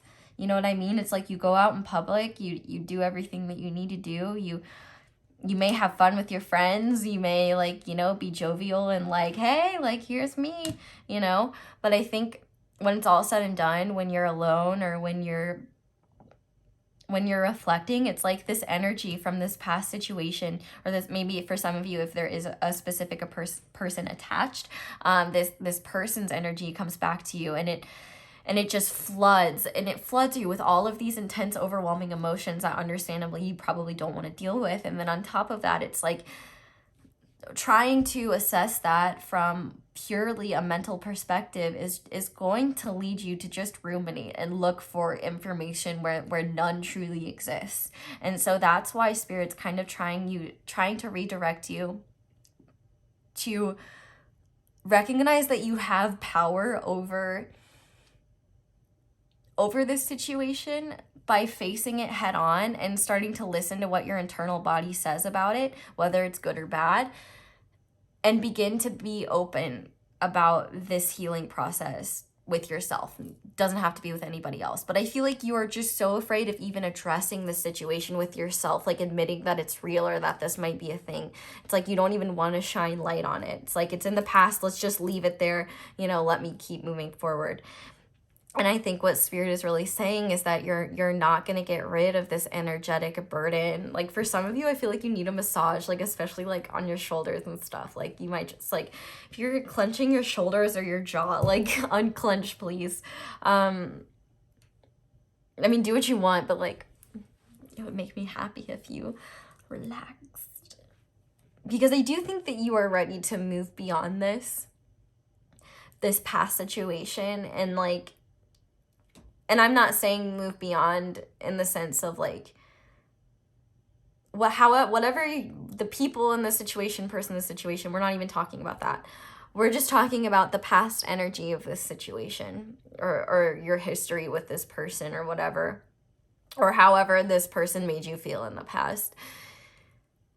It's just that past energy. It's like you're ready to kind of like take off that giant sheet over this stuff that you've been trying to ignore. And like Spirit's kind of just saying, and your past self is saying, hey, we need to heal this so that we can move forward and continue to be our badass selves. I'm gonna cut the deck really quickly. Yeah, Judgment. It does seem like, and because it is reversed, it does feel like maybe you're afraid of what you might see if you look too deeply. But I think what Spirit is saying is that you might actually find that it's really freeing to take this blindfold off and see what's actually lying underneath all of this refusal to like look at it. This situation almost feels like a chip on your shoulder. You keep trying to like, just pretend like doesn't exist. And I think Spirit is saying that what you're so like the things that you're so afraid of facing might just shine a light on the answers that you've been so desperately seeking elsewhere. So I'm gonna finish off this reading by giving you guys some positive guidance to move forward. This is definitely kind of interesting. Very, very different from the first pile. The first pile was... So if you're curious about any, I've only done piles 1 and 2, so I can't say for the others, but if you felt drawn to pile 1, it's only about there's no other energies in that one. So if you're interested in only hearing about yourself, there's that as well. And as I cut the deck, I see new beginnings, and white roses always make me think of new beginnings. And so I think that's it. I think you're ready for something new from spirit. For some of you, it could be a new beginning with this person. For others, it could just be a new beginning in general. Or if not a new beginning, just the ability to face life again without having to bury the situation. It's like you're ready to kind of kill this past energy. Oh my gosh, I'm hearing Kill This Love by Blackpink. Okay, so Spirit, what guidance do you have for pile 2 moving forward? You're protected. It's go time. You're currently being protected. The universe has your best interests at heart. Move forward fearlessly and have courage. So I definitely think for some of you, I'm getting the specific message that if you want to communicate with this person, now, if you've been trying to communicate with this person and they're not open to like responding to you, or they haven't been, obviously, like, only contact them if that feels right to you. But I do think for some of you, if maybe you ghosted somebody, or like you haven't talked to somebody in a while, you may be afraid to reach out to them because you're afraid they might be mad at you, or they might want to like bitch you out. But I don't really think that's the case. In fact, we even saw in the beginning, like with that compassion in reverse card, I think you might be surprised. This person might be more open than you think, but I don't know. But because it's a general reading, that may not extend to everyone, especially if this reading resonated for somebody who is maybe more of a toxic presence in your life and didn't really bring you much. It's absolutely okay to like not interact with this person at all. It's whatever feels right to you. But I do feel like for some of you, you may just be still afraid of this situation, and maybe afraid of being reprimanded by this person, especially if you respect them. But I don't think that this person is a reprimander.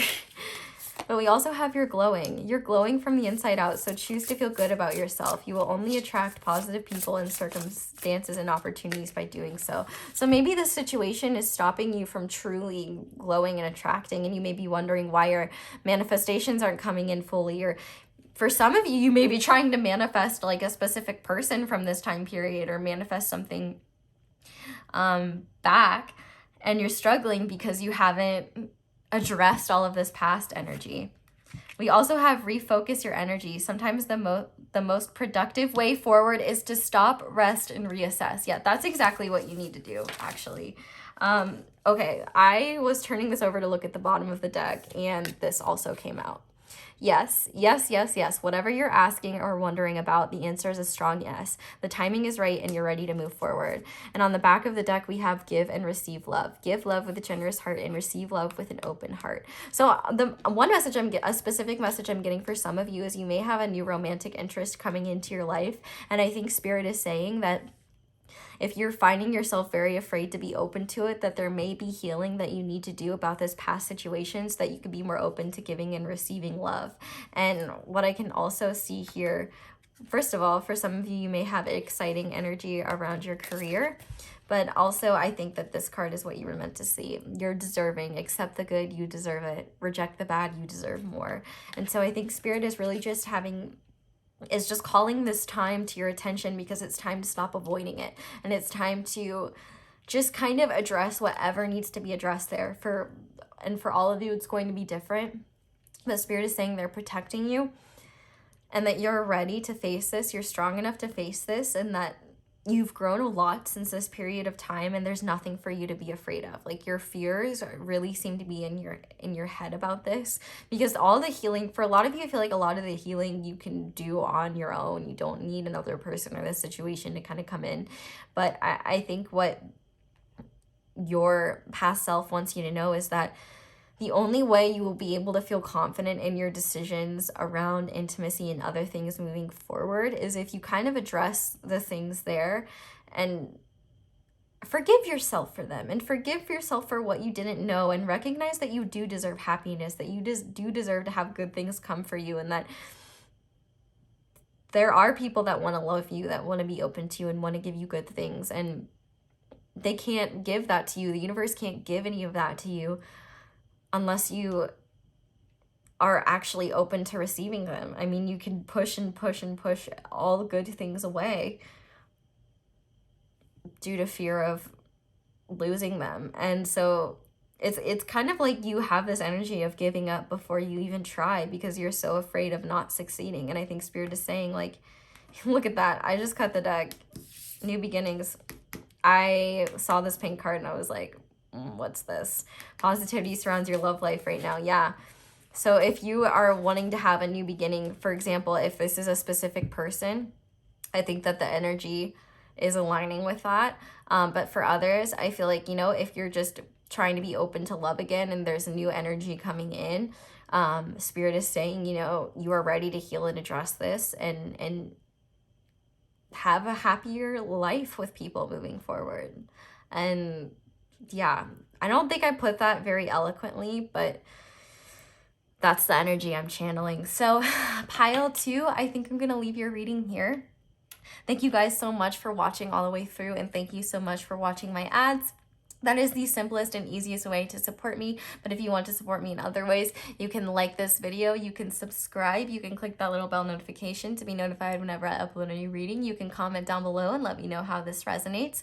You can also go check out my social medias and check out my merch at CrowdMade if you are interested in that. But I think that is all I have to say. Oh yeah, go check out Hermit's video, of course. See how it resonates for you as well. But yeah, I'm gonna leave this reading here. Thank you so much for letting me read your cards, and thank you for being a friend. I hope you all have a wonderful day or night whenever it is that you're watching this, and I hope you'll come back and see me again soon. Bye. Hi there, pile 3. If you guys chose the Queen Alice Tarot and this Labradorite Moon, this is going to be your reading. I love this Fool card because it looks like Alice is just going, boy. Diving straight into the rabbit hole. Oh my god, I just realized too, it's a Labradorite stone on a Labradorite stone. How fun. Okay, so we're gonna look at the tarot later, but what we're gonna start first and foremost, oh my gosh, I'm already having trouble talking. So what we're going to start off with is I'm going to lay out a bunch of oracle cards and see if you resonate with this energy at all, so you know that you pick the right reading. If you don't resonate with the energy, I would try a different pile. If you don't find a pile that resonates with your energy, then I would say it's likely there may not be a message for you here. So I'm going to speed up this part. I'm going to lay out the oracles and speed up this part, and then I'll see you in a sec.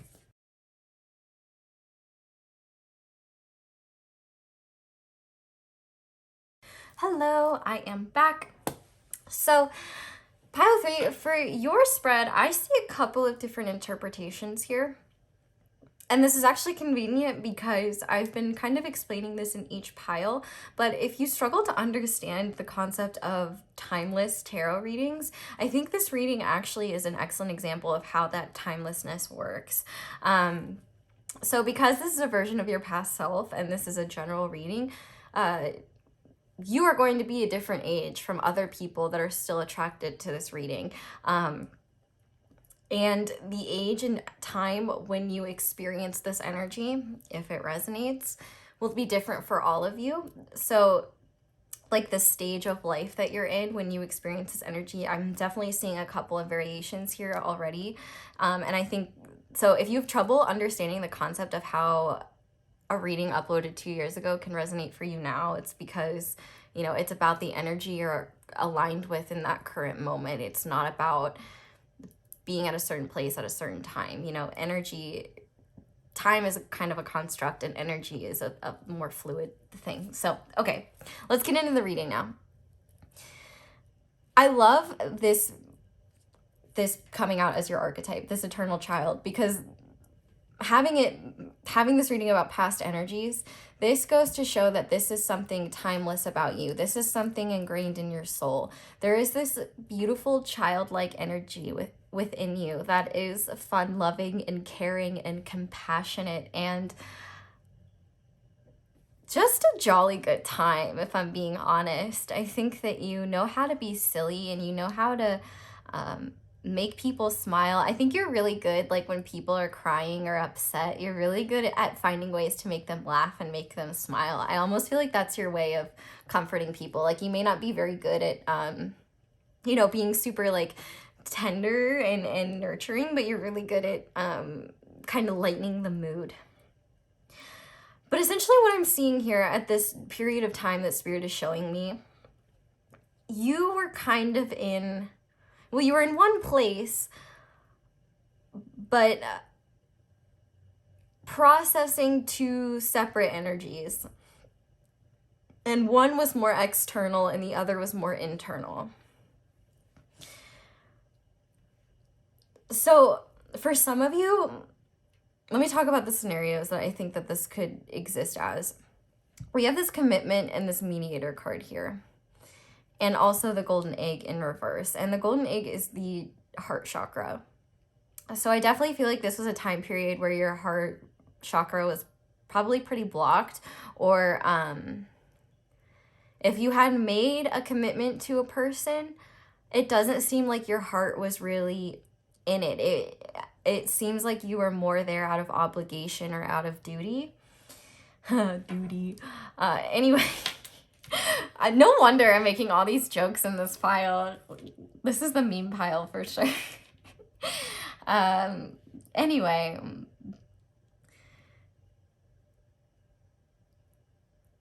for some of you, you could have been, you know, a parent. You could have been in a marriage. Maybe you're still in this marriage, you may not be. For others, you could have definitely been at home and maybe dealing with complicated relationships with your family. For some of you, maybe you're a single parent, but just, well, actually, I don't even know. I think if you're a single parent now, I don't know. I don't think you were a single parent when this period of time was showing up, because no matter what, I do feel a strong energy of like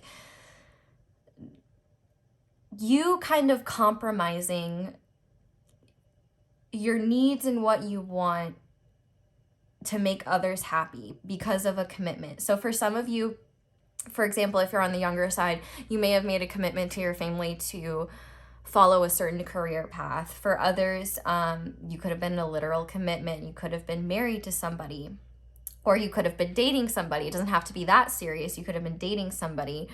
For others, I got this very, very specific energy of you may have grown up with a very needy parent, like a parent that you almost, when you were the parent when you were a child and you had to grow up really quickly. And I feel like when you did grow up very quickly, you may have also, you know, made a really strong commitment, or, you know, maybe even had children with somebody at a very young age as well. Like you may have gone from being the parent of one person to the parent of another person. I feel like no matter what the case is though, at this point in your life, there was a part of you that had been dormant that was starting to wake up. And it's kind of because your heart chakra and your heart center was turned off. It seems like you were starting to become aware of how much you had compromised your own vision to appease others, and recognizing how commitments you had made in the past were not fulfilling you. In fact, they almost kind of felt like they were, like you were locked, you know, with this key here. It almost feels like you were stuck here out of obligation rather than stuck there because you wanted to be. I think for some of you, there was definitely this awareness of, oh my God, I never had a childhood. Oh my God, who am I? Like, what have I done with my life? Like, have I thrown it away? I feel like this part of you that had always been there, that you had never had the time or energy to access, or the awareness of its existence until this point, that there was this part of you that was dying to just like explore the world and be free. You know, with this wilding and Sagittarius energy, it's like,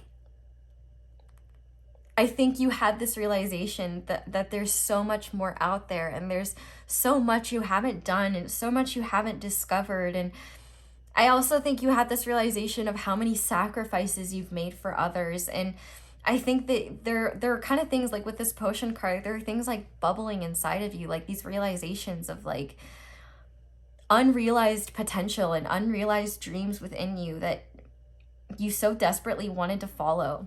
And it's like this undomesticated part. You know, this Shirley Jackson card talks about domestication and the domestic life, and you may have been sucked into a domestic life before you really knew what you were signing up for, or before you even had real awareness of your truer self. Like, I don't know why I got the specific age, but for some of you, it's like you were very young when you could have gotten married, like 18, 19, 20, something like that. And I mean, the specific age that I got was 19, but I could see that age. Like I said, general reading not gonna resonate for everyone, but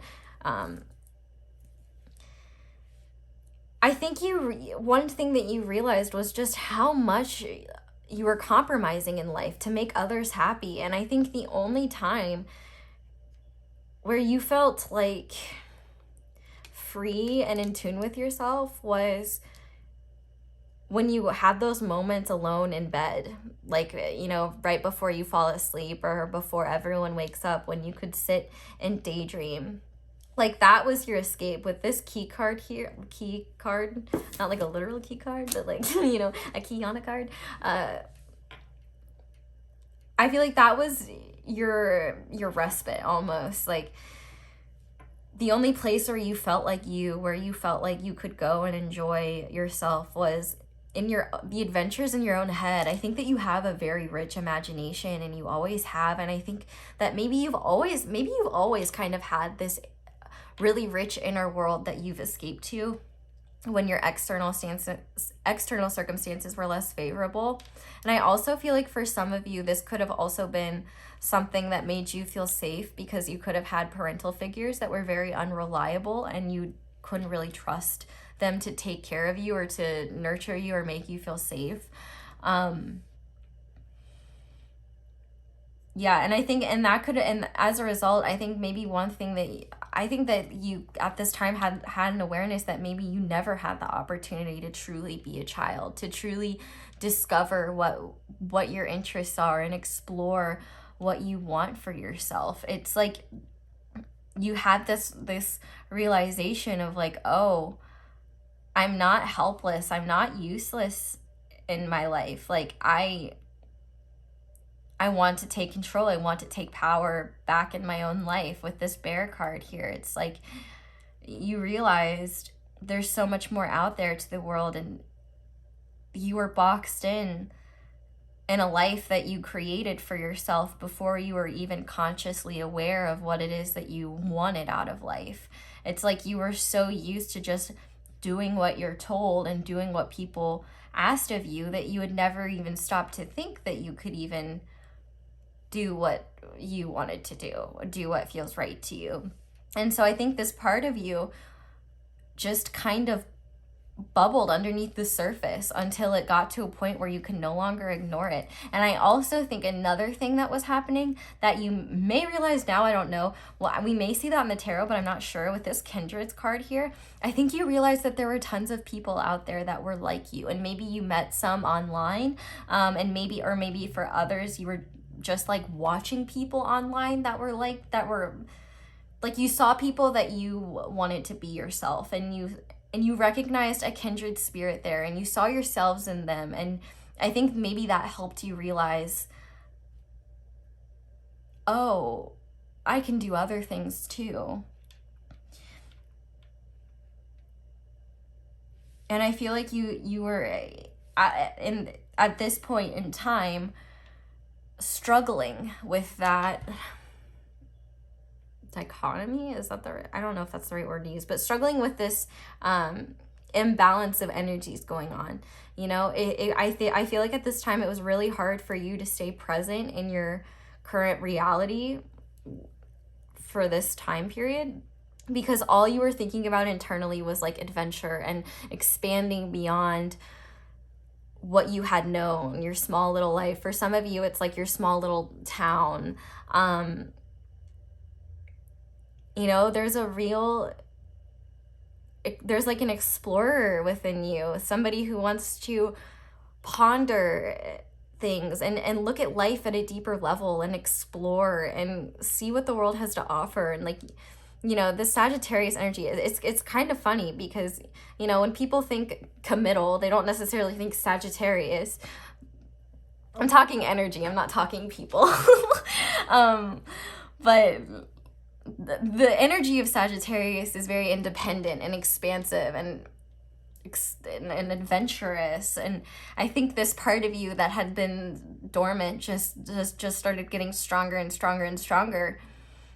And I think at this time you were realizing like, oh, what am I gonna do about this? This is now I'm curious what's going on. So we're gonna move this to the side and pull your tarot cards and see. This is definitely, I feel like you guys are almost on the edge of your seats. Well, I don't know, maybe for some of you this energy is more recent than you'd like to admit, but for others it could have been a long time ago. But I have no idea what y'all did with this energy. So how far in the past is this? I do think it's interesting though, the fact that you chose the Amethyst Tarot and this energy is coming through, because I feel like, you know, in the beginning of Alice in Wonderland, you know, she's sitting there with her older sister, and her older sister is reading a book, and Alice is, you know, bored to tears, and she's like, there's no pictures in that book, you know, and she, you know, wants fun, she wants adventure, like, you know, she wants to be a child and she wants to explore, but she also wants to grow and be a queen. That's kind of part of her, you know, going to Wonderland. But I think that's actually more so into the Looking Glass, but I honestly can't remember. I'm not very good at my Alice in Wonderland lore, but I definitely think that, you know, you probably resonate with Alice's energy of just wanting to, you know, explore and, you know, go down the rabbit hole of your own adventures. You know, you didn't want to be like Alice's older sister, just sitting under a tree reading a picture with no books.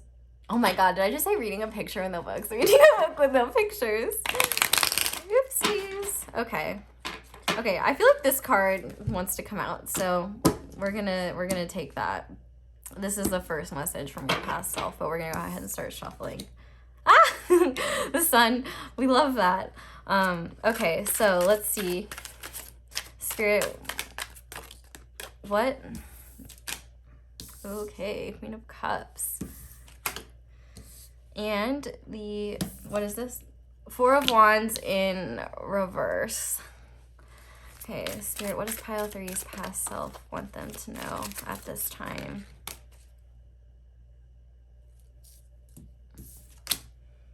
Ten of Wands in reverse. This card has come out in every single pile, even though the energies have been different, every single pile. And the Queen of Swords in reverse. Okay, interesting.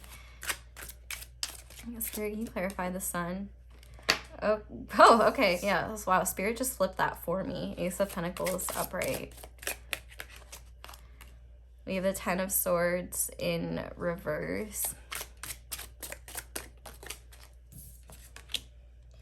We have the Two of Pentacles in reverse. We have the Ace of Swords upright. And we have the Seven of Wands upright. And on the back of the deck, we have the Three of Cups. Okay. So I'm going to give this message, and I'm going to just say right off the bat that you have free will, because for some of you, I almost feel like you may still be in this situation. But for others, this is just going to be kind of reiterating what you know deep down, but maybe have trouble telling yourself. But the biggest and most important thing that I am hearing right off the bat from your past self is that your happiness matters and that you matter. And you know, the sun is like childlike energy and childlike joy. And one thing your past self wants you to know is that the universe will support you and help you find opportunities when you follow what lights you up, what brings you joy. With this 3 of Cups here being on the back of the deck, I feel like what your past self wants you to know is that you deserve to enjoy the luxuries that every other person does. You know, I feel like just with this Queen of Cups being here and this 10 of Swords in reverse, you know, this is like quintessential you deserve the love you so freely give to others energy. And I feel like that's one of the beautiful things about you having this more eternal childlike energy to you, is that you have this wonderful capacity to give love to others and to be caring to others. But what I think you're not realizing is that you the more you sacrifice your vision for a life that you want, the more you stab yourself in the back. The more you continue this cycle of pain, this cycle of look at how dark that is. It's almost like doing this, like stabbing swords in this poor little egg. Is this supposed to be Humpty Dumpty? I don't know. But over and over and over, just, oh, it hurts to even look at it. It feels painful. And I think maybe, so for some of you, I've been hearing in my head for the past 30 seconds, divorce. So for some of you, I think that you are definitely maybe feeling guilty about separating from somebody, especially if they were maybe the other parent of your children. And you may be feeling like, did I make the wrong choice? Did I rip away the opportunity for happiness? Did I mess things up? And one thing that Spirit's saying is that you can't truly, your life was not meant to just be, you're not meant to be just like a robot that serves and appeases others. You're not meant to be anybody's caretaker, house taker, you know? I think a huge part of your just karma for your soul is that and I don't mean karma in a good or bad way, I just mean it in a universal way where your soul craves the exploration, because I think that this isn't the first lifetime where you have been restricted by either the people in your family or the people that for some of you, this could have been an arranged marriage. For others, this could have been a marriage that you got in, maybe really quickly, and this person and your partner maybe didn't show their true colors until after you got married. Because with the 4 of Wands in reverse, the 4 of Wands upright can talk about marriage, and I feel like you were trying really hard to balance these two worlds. And for a lot of you, which this brings me joy to say, depending on where you are at in this journey, is that you chose your happiness. And I think your past self wants to thank you. This actually makes me want to cry. Your past self wants to thank you for choosing you. No matter what type of relationship or situation this was, your past self wants you to know that you did the best thing for yourself by choosing you, by getting out of a situation that wasn't serving you and that wasn't fostering your growth or giving you a supportive environment to explore who you are. I feel like nobody, truthfully, Pile 3, especially if you resonate with the example of having to be a parent's caretaker and then you went from that to maybe being the caretaker of a partner, I feel like you really need to know that nobody was going to come and save you from this. And kind of part of this karmic energy that you've been dealing with is your soul had to be the one to stand in your own power and free yourself. I think you are the only one that had the ability to free yourself. And oh my gosh, you know, actually what it makes me think of, there's this card in the Romance Angels deck. It's a super popular deck. I wish I knew where it was in my studio, but it shows a unicorn fenced in, and it says like free yourself. And actually I think I noticed in one of the Harry Potter movies, it's a tapestry in one of the Harry Potter movies, so I don't know what's up with that, but yeah, it's this fenced in unicorn, and I feel like the unicorn really represents you, and you know, the Alice on top of it represents like this eternal child energy you have, and this this acknowledgement that, oh, I'm not here to just serve and please others. You know, I have needs too, and I have desires, and I want to have adventures. You know, you are so compassionate. But I think that, you know, first of all, we should also talk about that the Queen of Cups is incredibly intuitive and also psychic. And I think that, you know, I think that spiritually you may have become more aware that like this wasn't your path, this wasn't your journey. I'm holding up the Herkimer diamond right now, so I don't know if that's a stone that resonates for you. These are from the state of New York, so you know, maybe that's significant, which I mean, Herkimer is a place in New York, but so it could be even that specific. But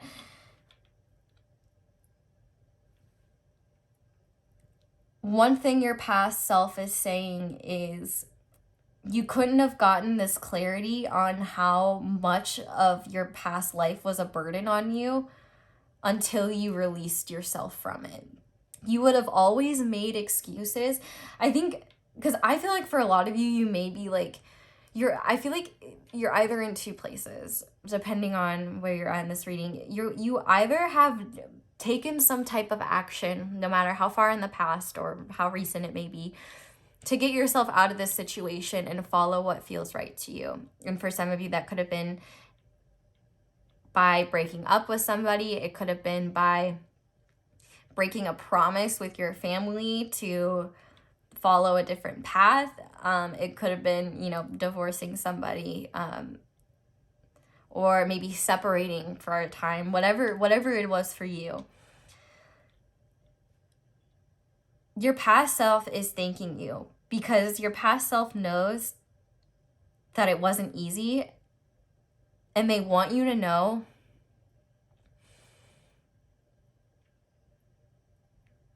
that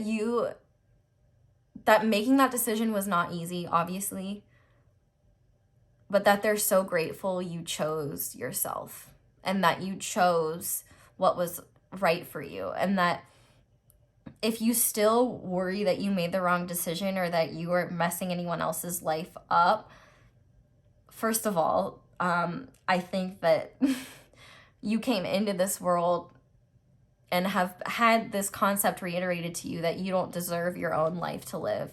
And I think that part of your thought process that either needs to change or hopefully already has changed is that realization of, oh, I am just as valid as any other human being, and I deserve to live my life as well. And that might cause discomfort to people who are used to seeing me a certain way, but that's not my problem anymore. Because the only person that you betray when you don't follow what's right for you is yourself. And now, obviously, of course, once there's family ties and certain things like that, making decisions like this becomes a whole lot more difficult. And so for some of you, you may be thinking about making a decision that could change things. But I think Spirit, this isn't your past self. I think Spirit is saying to you, if you haven't gotten yourself out of this situation yet,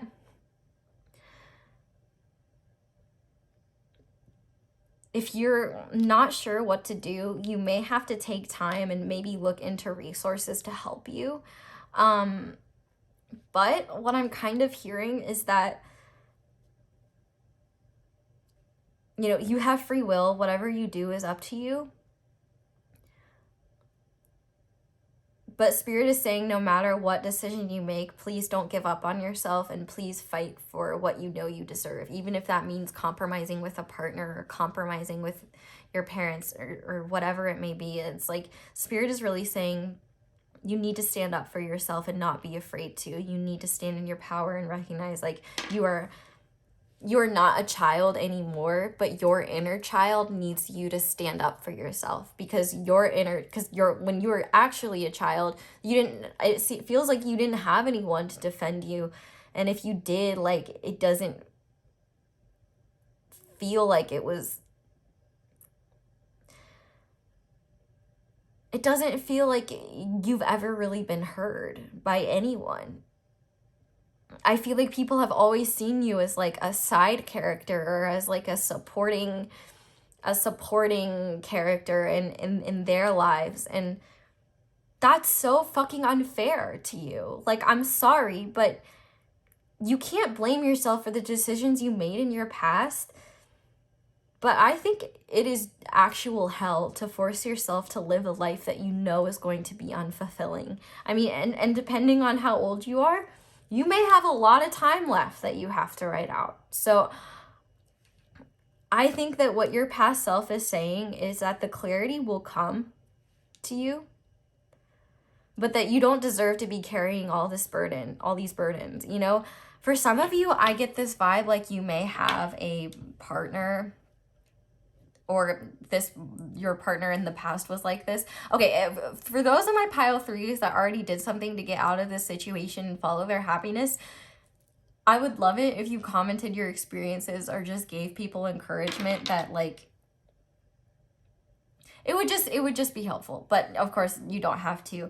But just giving support to maybe pile 3s who haven't gotten out of this situation or maybe afraid to take action towards what feels right to them. Because I feel like for some people, this past self, I was saying this in pile 1, like, you know, the past is very, like, I mean, I said like a second ago, and now that was in the past, and that like is in the past now, and that, you see what I mean? You know, the girl in the intro, like, I don't know her, my past self, like, don't need her. Can't remember her, like, that wasn't me, that was Patricia.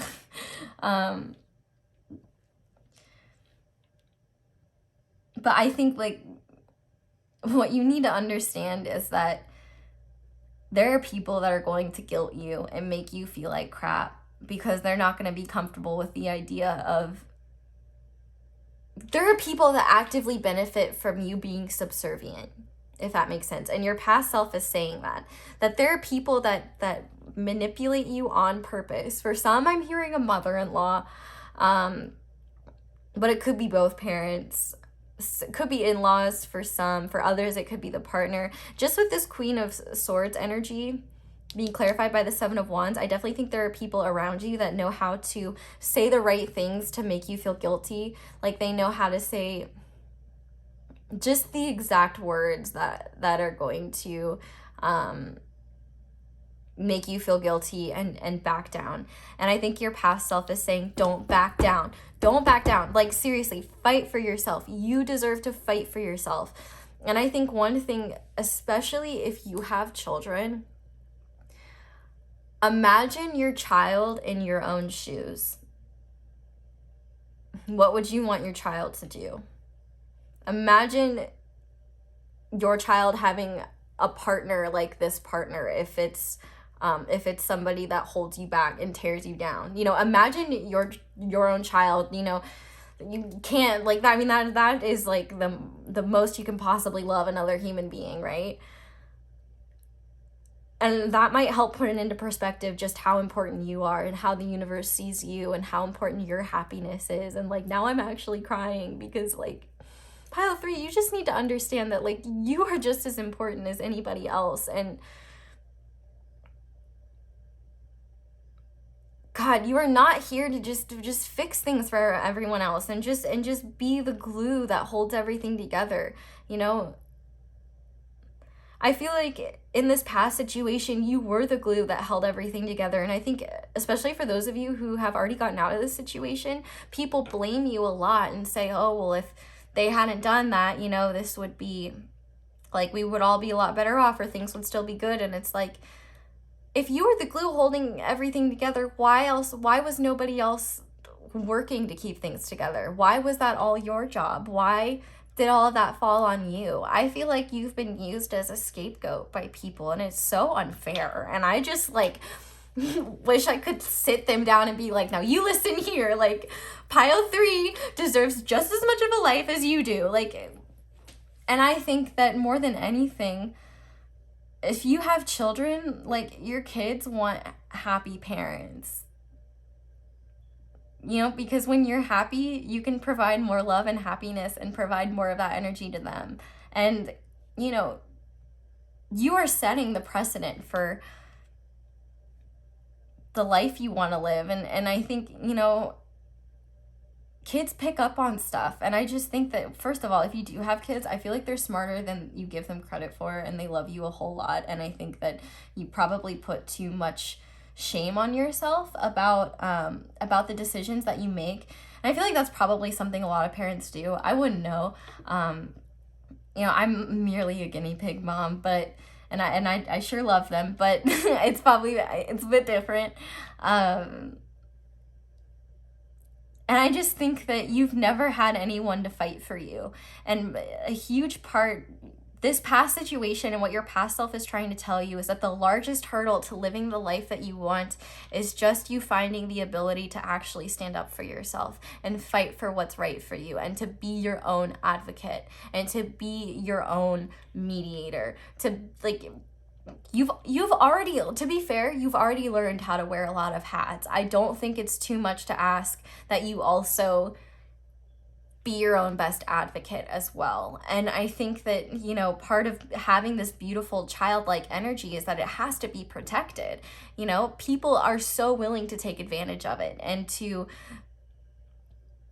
you know, just keep taking. Listen, takers can take as much, there's no limit to how much takers can take, but givers only have so much. And you're definitely a giver. And I think you need to realize that the takers are going to blame you no matter what, and you're going to be a scapegoat to these people no matter what.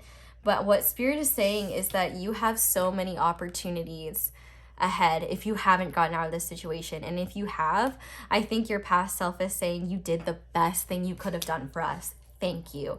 And no matter what situation you are in, I just want you to know that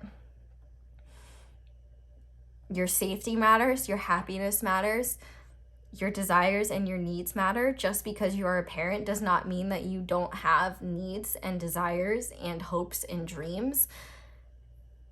You know, I really think that you need to, especially if you had like an unsupportive parent, or maybe 2 unsupportive parents growing up. You may have had like fantasy parents. Like, I'm thinking of like, you know, maybe parents that you saw in movies, or like dream parents. And I feel like Spirit is saying, you know, it's time for you to, which I think you already are in a lot of ways. I think you're a really wonderful parent, but I think you're super hard on yourself. And I think what you don't realize is that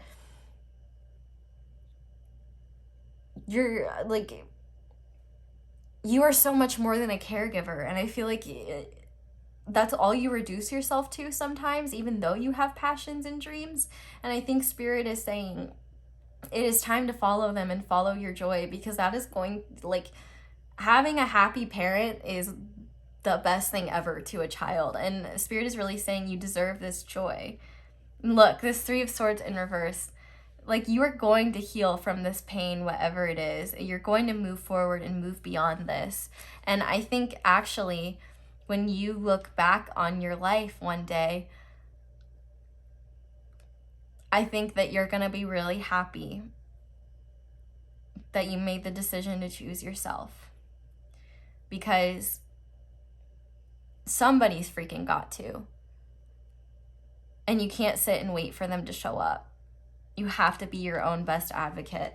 And I think what Spirit is saying is that any havoc, like if you haven't made this decision yet, any havoc or chaos or heartbreak that it may cause, You know, that is sometimes the consequence and the price of, you know, just the actions that we take. And I don't mean that in like the universe is punishing you. I just mean that in like a, you know,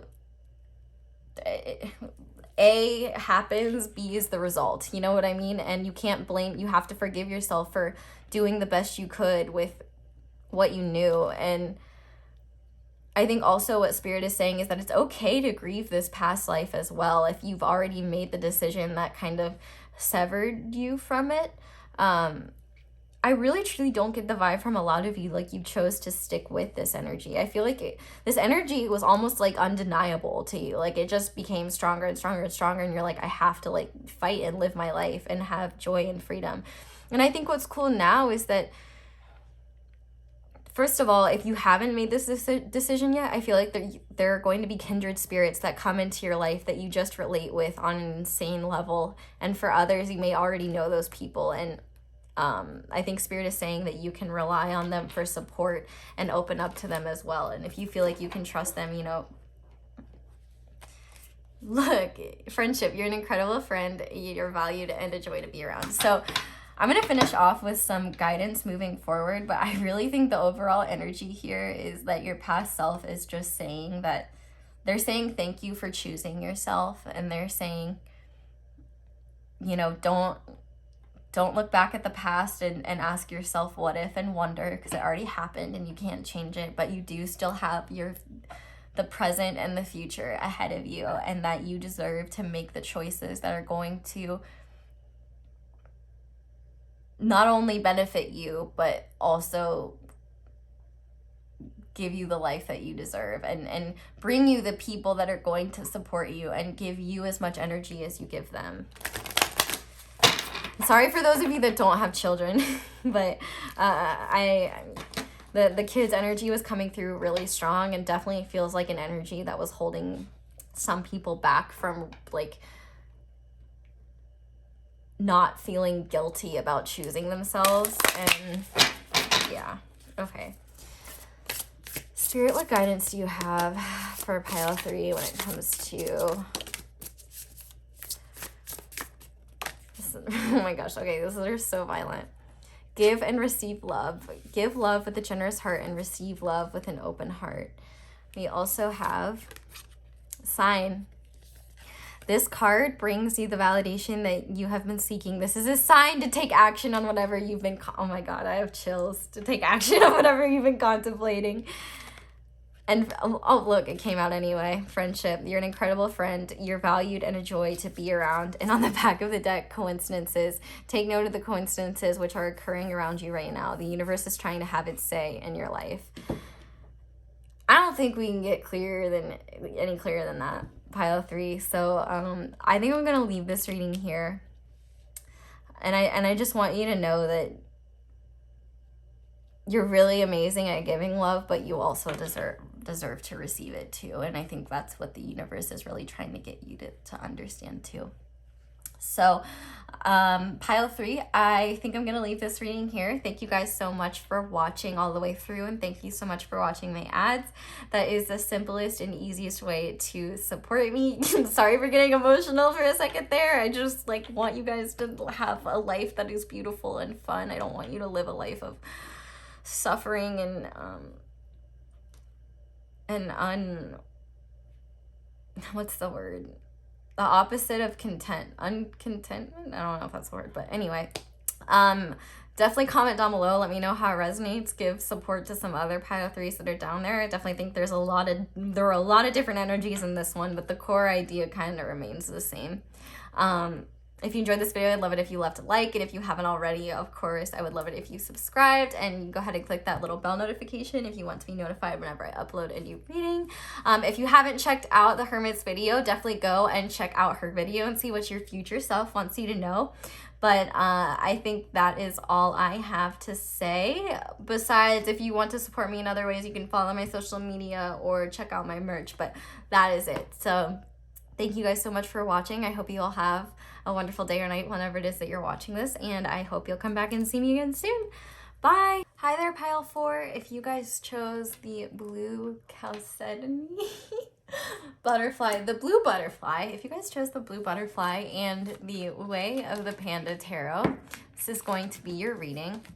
Now, what we're going to do to make sure that this is your reading and that this is in fact your past self is I'm going to see the version of yourself that is coming through first.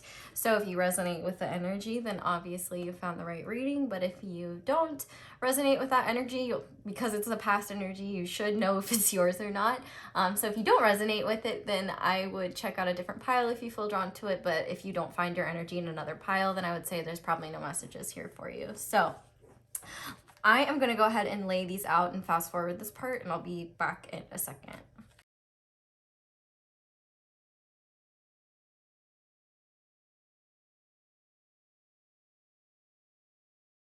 Hello, pile 4. I am back.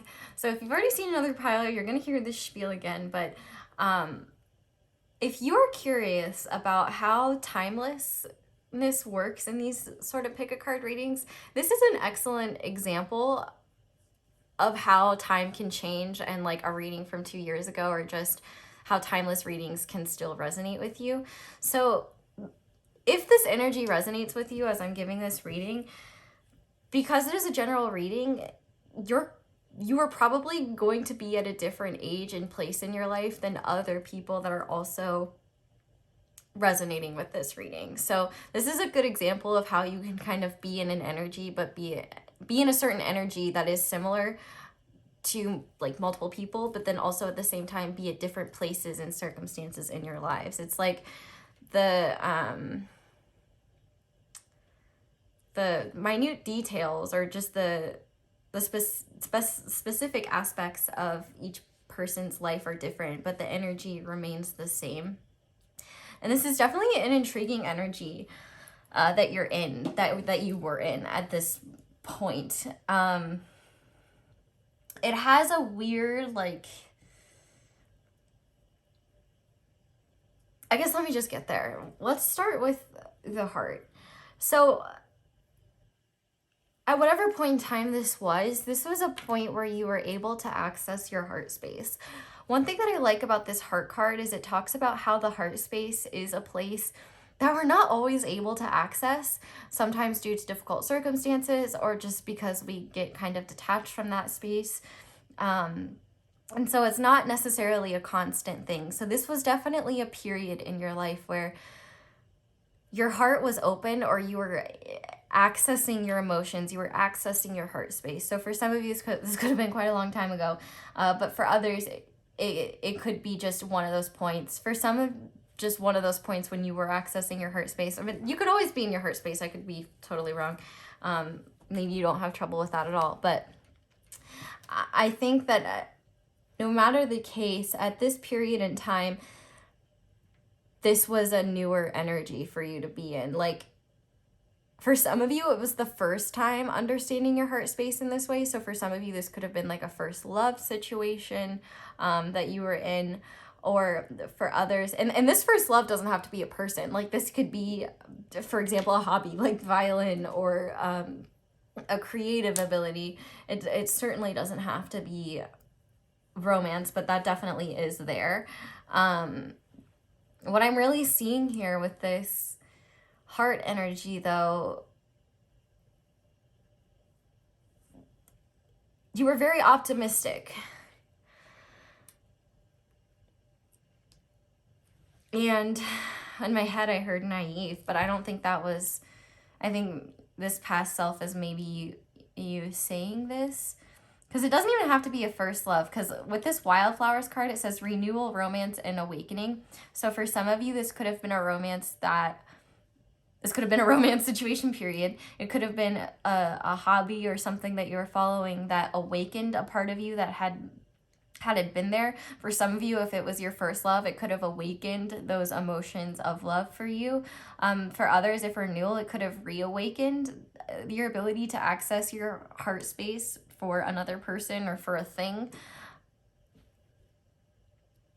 But it seems like there was a lot of potential for growth here, and I think that you were very optimistic. Even though we have Aries here and a lot of fire energy, I get so much Pisces energy from this as well. Mainly because of this child magical card.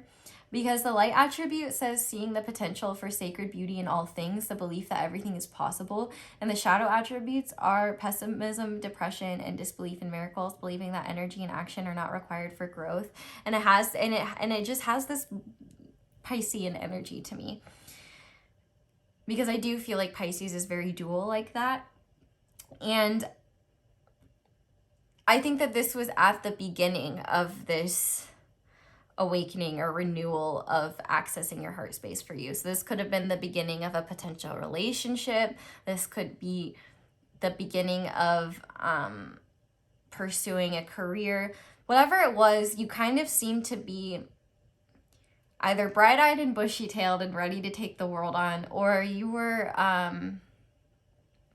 at this kind of midway point. Okay, I guess this is what I'm kind of feeling. There was a hesitancy with this energy. For those of you where this wasn't like a first love or like for those of you where like this, where you're getting the vibe like this energy was more of a renewal of this energy, like not your first rodeo. I feel like you were definitely very hesitant to embrace this opportunity, whatever it was, but you seem to not let it stop you, because we have that Aries energy and taking the lead, and we also have that spark card here. So I definitely feel like whatever this person or thing was, it was something that was intentionally placed by the universe to catch your attention and make you open to your heart space again. I definitely feel like with this outlaw card in reverse, I think at the time when this happened, people either perceived you as like a goody two shoes, or maybe you were afraid to do anything. You were afraid to like mess with this situation in a way that would mess it up. Like you may have been afraid of messing it up, so you may have been super careful about like affecting it at all. You may have been very like laissez-faire about everything and just like allowed things to unfold because you were afraid of like impacting them.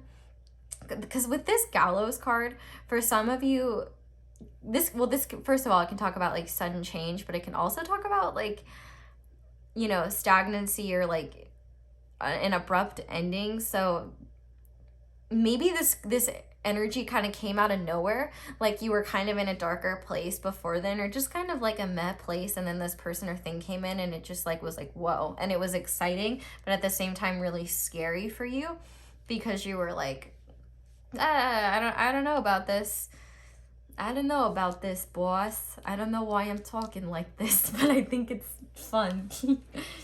You were kind of like, if your guides were your boss, you would be like, yeah, I don't know about this one, boss.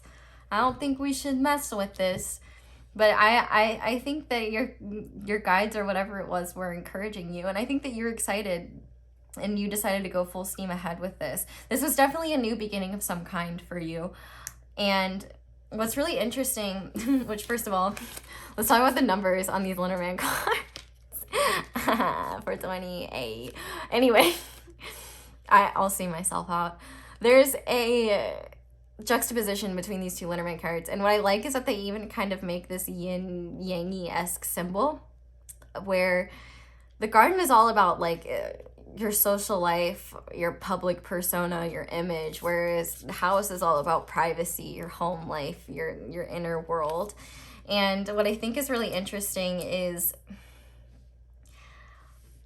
I think there's one thing about this situation, and actually I don't think this is about your past self at all, but actually an insight from spirit that they want you to know and understand, and it may help you understand the context of this reading more, is that part of this situation coming in for you in the past was to help you become aware of the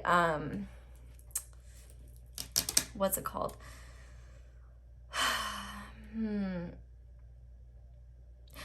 best way I can say it is that people see you differently from how you see yourself. And that can be a good thing and a bad thing, because I think sometimes people project what they want to see onto you, but I also think that people give you a lot of power that rightfully you deserve, because they see it, but you don't see it for yourself, and you don't give yourself enough credit.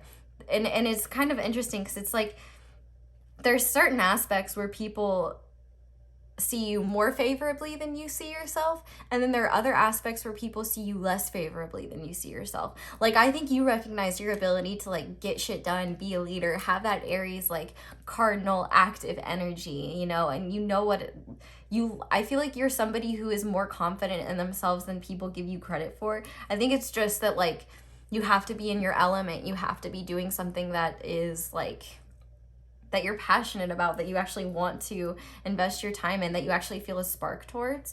And I think people see you as, in public, as, it's interesting, like the juxtaposition between the elephant and like the magical child, because they see you as, or at this time at least, they saw you as very innocent and naive, but also as wise at the same time. That's also a Pisces thing. Like, you know, people do not give Pisces enough credit. Like, it's a 12th house. I've seen some shit. Like,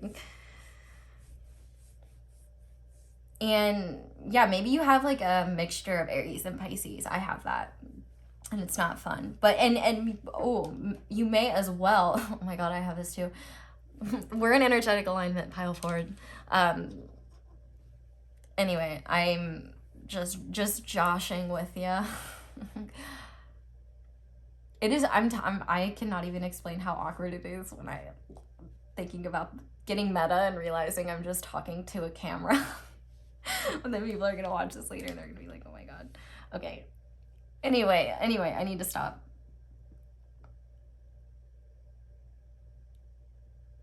Oh my god. Okay, maybe too, this could have been a unique time for you, or maybe you were open to different substances, like shroomy ones and green ones, that maybe opened your creativity, opened your mind as well. That may be a specific message for some of you, not all of you, and I am not endorsing or supporting anything. I'm just saying it may have been, this is the past. But I feel like people saw you as innocent, but and maybe the people who really got to know you also saw you as wise, but I think they also maybe saw you as somebody who, actually, you know what? I think people saw in you whatever they wanted to see, and it kind of depends on how they knew you and where they were at with their journey and this sort of thing.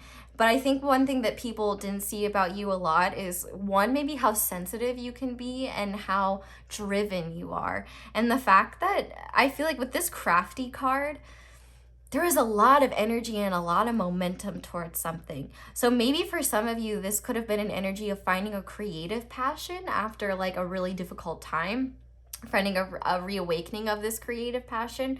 For others, maybe others were seeing you, if this was like a romance situation, maybe this person or other people were seeing you as kind of innocent and maybe just kind of off in your own world. And despite being very kind of off in la la land, like, you seem to just have these moments where you like it just hit people with like insight or wisdom. You're probably a natural channeler, or you just have that ability. I would say there's some psychic ability here in some way. I mean, with this, because this elephant card is the most evolved fire card, and we have a lot of fire energy, and fire energy is connected to spirit. And so I do feel like you could be, and oh my god, yeah, and I forgot, this spark card, like in the book, actually talks about having like a divine channel for creativity. And in fact, I may be spoiling something, I don't know, but I think that maybe if there was a romance here, it could have been the spark needed to awaken this like badass part of you or something like that. Like, it could have been the thing that you needed to spark your creativity or become this divine channel. But I definitely think like this green card, first of all, green is the color of the heart chakra, and we have the heart anyway. We have a lot of like blooming energy, and then we have this stark gallows energy. So I feel like it's like either something in the past or an event that had occurred, like maybe something ended or something was on like on pause or on a standstill, and you were still optimistic about it, or you just didn't really know what was going on, and so you were focusing on the things you could control. because I feel like you'll resonate. I feel like you'll resonate with both energies. Well, all of this energy is you, so you should resonate with both energies. But like, I mean, it's okay if you don't, but I think that people, this energy is supposed to be about you, but then there's like these external perceptions that are kind of making themselves known. Like they're not the forefront of the reading, but they seem to be an influence on you at the time you were in this energy. And there could have been some misunderstandings about you as well. But one thing that I'm seeing here is that whatever this divine energy, this spark, this energy was in you was just growing rapidly. And it's like you had nowhere to go but up. Like, I love this Aries card because it looks like he's literally launching himself, like, you know, off the ground, like a superhero or something. And I think that this was truly an exciting time in your life because you had motivation for something. You could feel yourself in your heart space. But I also think that one thing that either you were aware of, I think this was just you being aware of it, is how quickly you could go from like being shocked and in awe by the universe to once again being cynical about it and pessimistic. You know, I feel like you were in this energy and then something came in to turn your heart on, and then you transferred that magical child energy into the light attributes. And if something ended or stagnated, I think maybe you were worried about going into that shadow energy again, or you may have been put into that shadow energy again. Because here's the thing, I can see the energy that you were in, but I don't know what happened after. We're gonna have to kind of see, but I feel like what happened after could be different. I don't know, for some of you, maybe this is the beginning of a relationship that you're still in. For others, maybe it was the beginning of a career endeavor that you're still in. Maybe this is the beginning of a relationship with someone that you haven't talked to in years. Like, it's all different. So let's go ahead and see what your past self wants to say to you if you're resonating with this energy, and see what they want you to know. So I think I said this in the beginning, but this is the way of the Panda Tarot.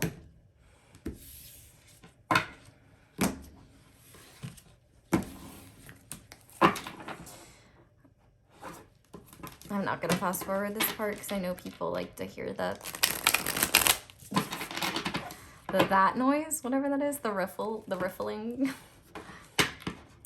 So I'm curious to see what's going to come out here. If you felt drawn to any of the other piles, I will say, I feel like all of them have pretty unique energies. There's some similarities, but I think really they all have their own different distinct energies.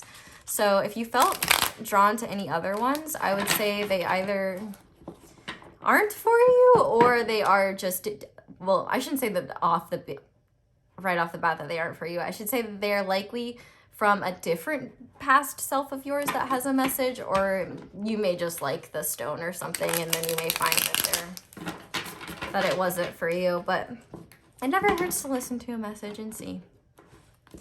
I'll give this one more good shuffle, and then we will get going. Okay. So, Spirit, what does pile 4's past self want to say? Whew, okay, to pile 4. Okay, so we have the 9 of Cups in reverse. We have the Queen of Wands upright. Yeah, a lot of fire energy here. Aries, Leo, Sag, especially Aries. We have the 9 of Wands.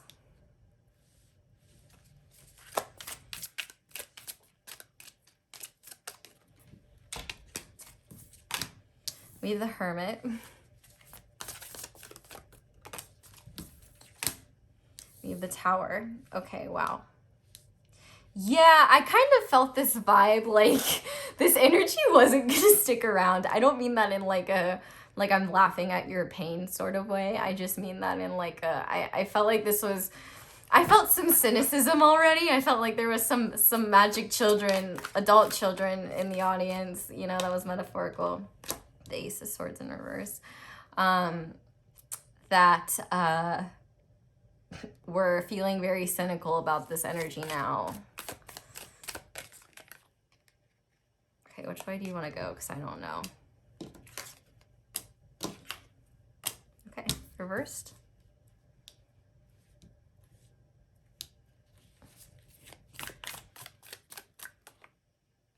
We have the King of Cups in reverse.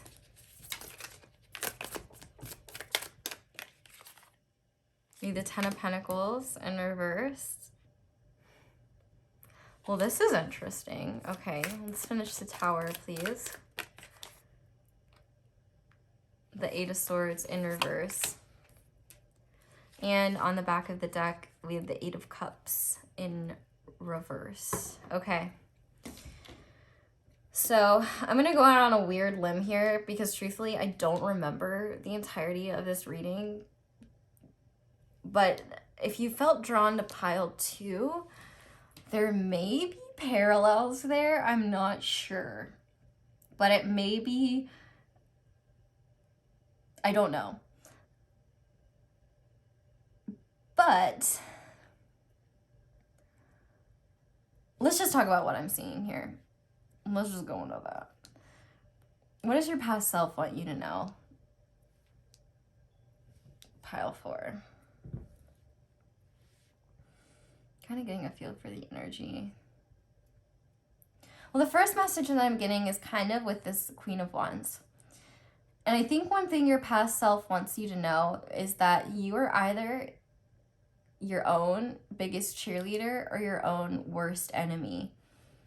And that your ability to connect with spirit, I mean, this is one thing that's being shown here. And like, one thing you have to understand is that, you know, you don't just connect with spirit through tarot cards, for example. Like, even my guides have roasted me, like, because I'm also a medium and I can just naturally communicate with them. And like, but I would rather go get cards and have like visual confirmation of that because I don't trust myself. And like, my guides are like, stop getting the cards. Like, you're using an unnecessary middleman. Like, just communicate with us. And I think that one thing that you're not realizing is that you may like to stick into your comfort zone sometimes, and you may get really comfy and really, really cozy in your comfort zone. I also think when you're in your comfort zone, you can maybe lose hope and lose momentum towards the things that you're going after. And I do feel like you kind of flip-flop between having like hope and serendipity and then having like, oh gosh, like the world is collapsing, like everything is going to shit. Like, you kind of have that energy that flip-flops. And I think one thing your past self wants you to know is that you have to be so aware of how you can be your own best friend or your own worst enemy. And I think this past version of yourself wants you to look at where you are in life now and reflect on where you were then and the time that has passed since then, and like what you've learned and what you've gained from these experiences.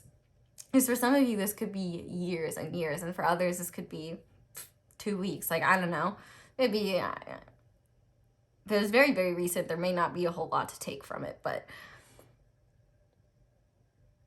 your ability to stay in light energy and positive energy really helps you manifest whatever it is that you want to create. I think the thing is that you have so much of an ability to cultivate whatever it is that you want. And it's so hard for your guides to watch sometimes because, yeah, your guides are coming through here too pretty heavily. It's so hard for your guides to watch you doubt yourself. But for some of you, if you were in a relationship with somebody or you are seeing somebody that made you feel this way, I don't think that it ended very well, just based on this Hermit and this Tower energy.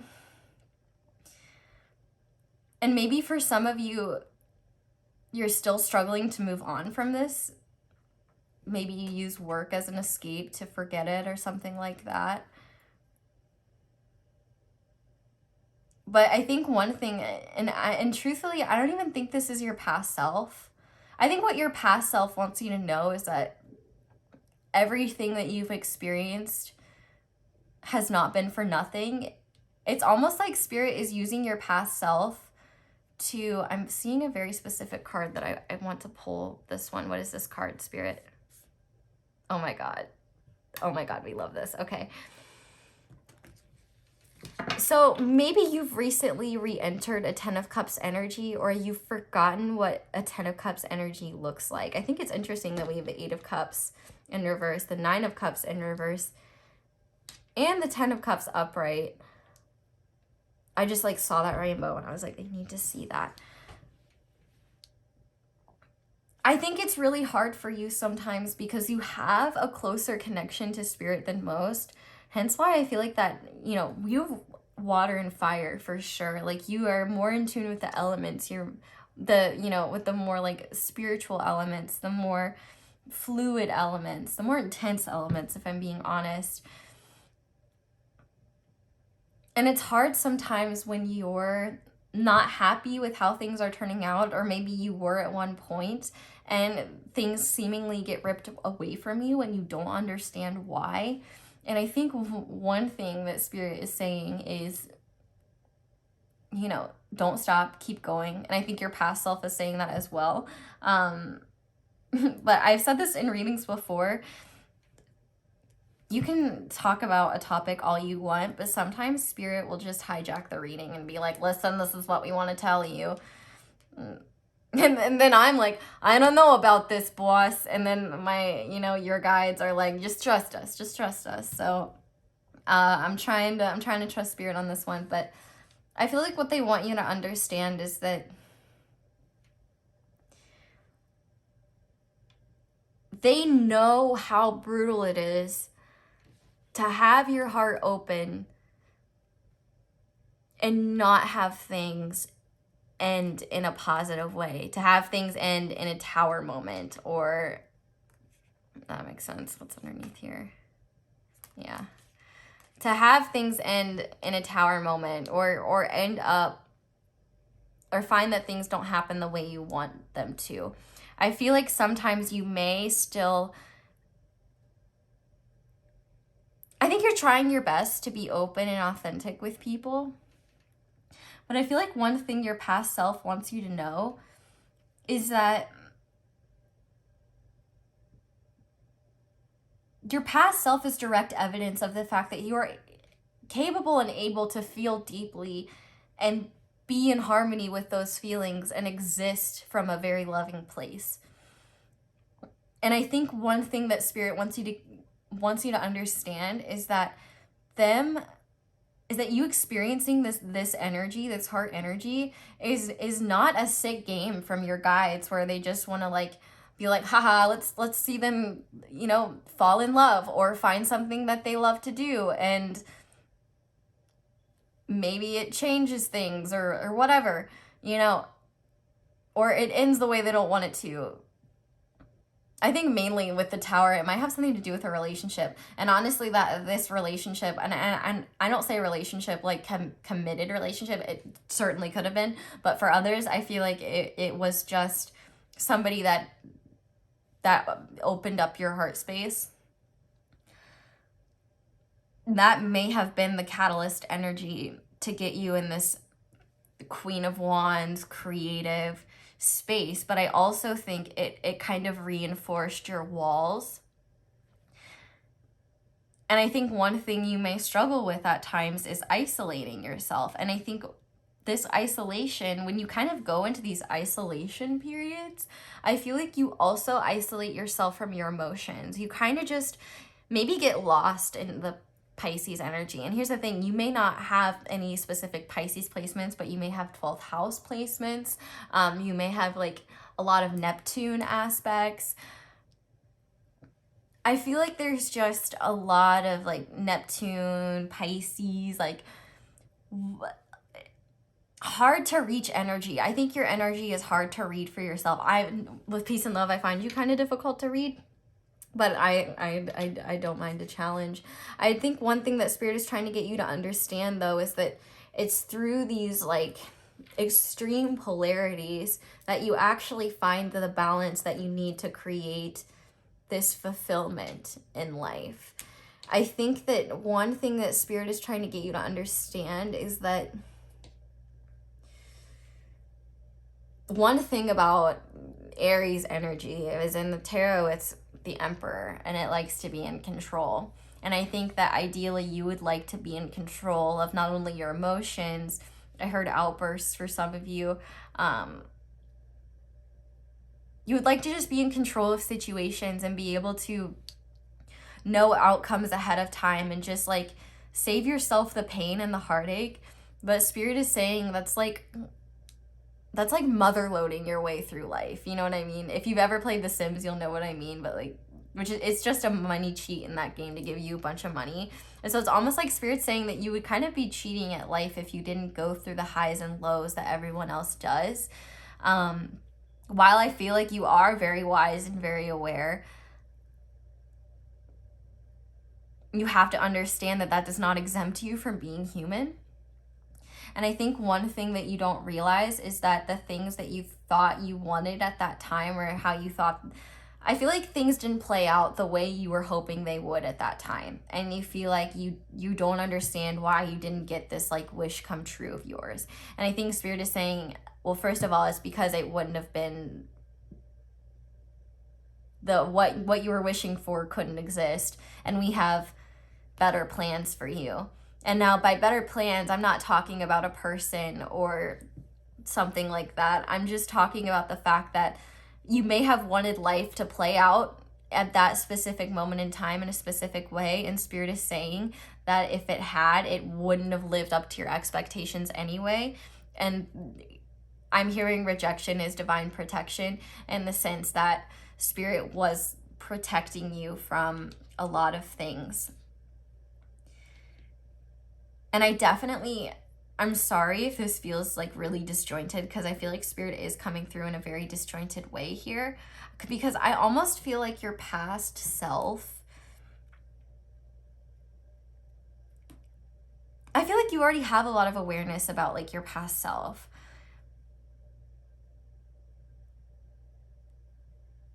But I think when you open yourself up to that heart energy, you become really afraid to do anything to mess it up. Like, it's that outlaw energy. Where is that card? Let me find it. Yeah, here it is. This outlaw energy and this Eight of Swords in reverse kind of have the same energy to me, where it's like you feel trapped. It's almost like the universe is trying to shake you out of the tree and you're holding on to it with dear life. Like, when you were in this energy in the past, it's almost like you didn't want to do anything to touch it or taint it. Like, you were so happy to just be feeling these feelings, and it felt so amazing that you didn't want to do anything, say anything, overthink anything to mess it up. And it could have created some type of tower moment. And I think one thing that Spirit is saying is that it led to a tower moment, maybe because you refused to address things earlier, or if there was more people involved, like they didn't want to address things either, and so Spirit may have intervened. But I do feel like your past self wants you to know that your best healing does come on your own, and that while you may feel lonely sometimes, remember that you're not alone. Maybe you're not getting the attention or the recognition from the people that you want to get it from, but I think maybe there are people, either legit family or friends, that are like family to you, that love you very much. And while that isn't a replacement for like romantic love or anything like that, it is something that can make you feel less alone, and at the very least be in the energy of love. Because I feel like when you get comfortable in your isolation again, oh, okay, this makes sense. So for some of you, I'm definitely getting the vibe that this heart space energy was the most recent, like the version of your past self coming through is the most recent time you were in this heart energy, right? And I think that as a result, either something, this message truthfully may not resonate for everyone, but I feel like, you know, something definitely happened, or there was a lot of change here.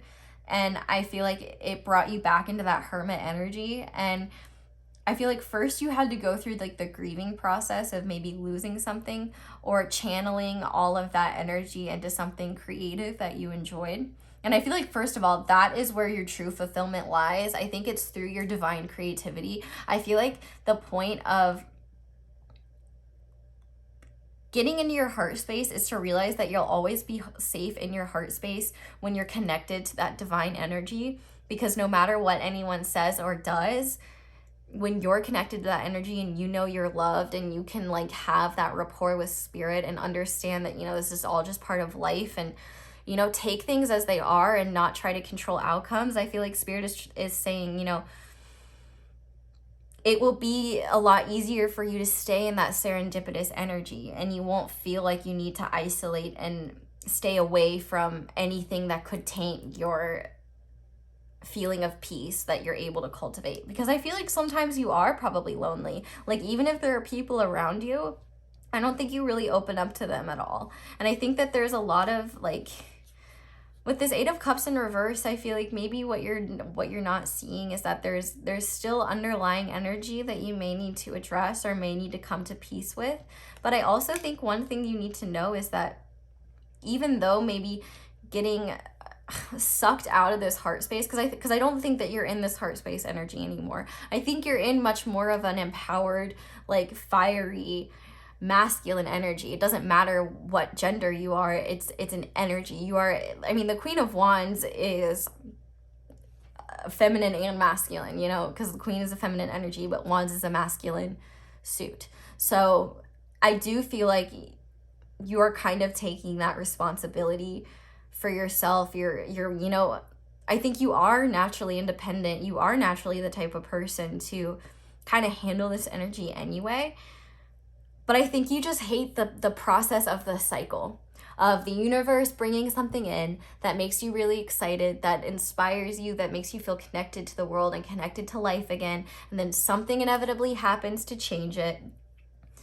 And you're left right back where you started in this more hermit energy, kind of trying to find your inner light and trying to understand why things didn't happen in the way that you wish them to. And I feel like spirit is saying they understand that, but it's through these experiences and these energies of tension and love and loss and inspiration and creativity and just like all of that shit is the spark and like the beauty of life. And one thing I think spirit is trying to get you to understand is that these tower moments are not there to keep you stuck in your own tower, to keep you, it's literally meant to help you build a new foundation. And I think what spirit is saying is that you may be, for some of you, and I don't want to say this for all of you because it's a general reading, but the fact that we have the Eight of Cups in reverse and the Nine of Cups in reverse and the Ten of Cups upright, I genuinely believe that this is the last cycle that you may have to experience like this. But it's all about how you act and how you, it's all, like, I can't say that for everybody because, you know, there's no guarantees. It's a tarot reading.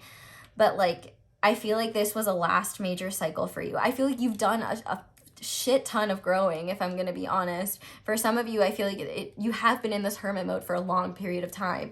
And I think what spirit is saying is that they want to bring you emotional fulfillment, whatever that looks like.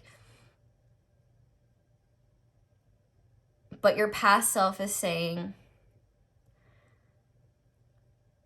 your past self, instead of like telling you what they want you to know, it's like your past self is saying, hey, you need to resolve me and my energy so that I can go away and be laid to rest so that you can keep moving forward and live your life, if that makes sense.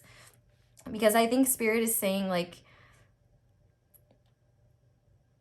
there's a need for you to zoom out on the timeline of your life and recognize how your growth is fluid. It's like, it's not like you hit certain points in life, but as time passes and as you grow and as things change and as life, you know, fluctuates, I think that the really high points and the really low points, you maybe kind of try to get out of your memory because they're too painful either way. And I think that may be holding you back from embracing everything that life. I think the brevity of these moments is what is hard for you. Like, to only exist in these energies of extreme love or happiness or fulfillment for a finite amount of time, and to lose that is always hard. But I think one thing that this is spirit, not your past self, wants you to know is that life is not constant.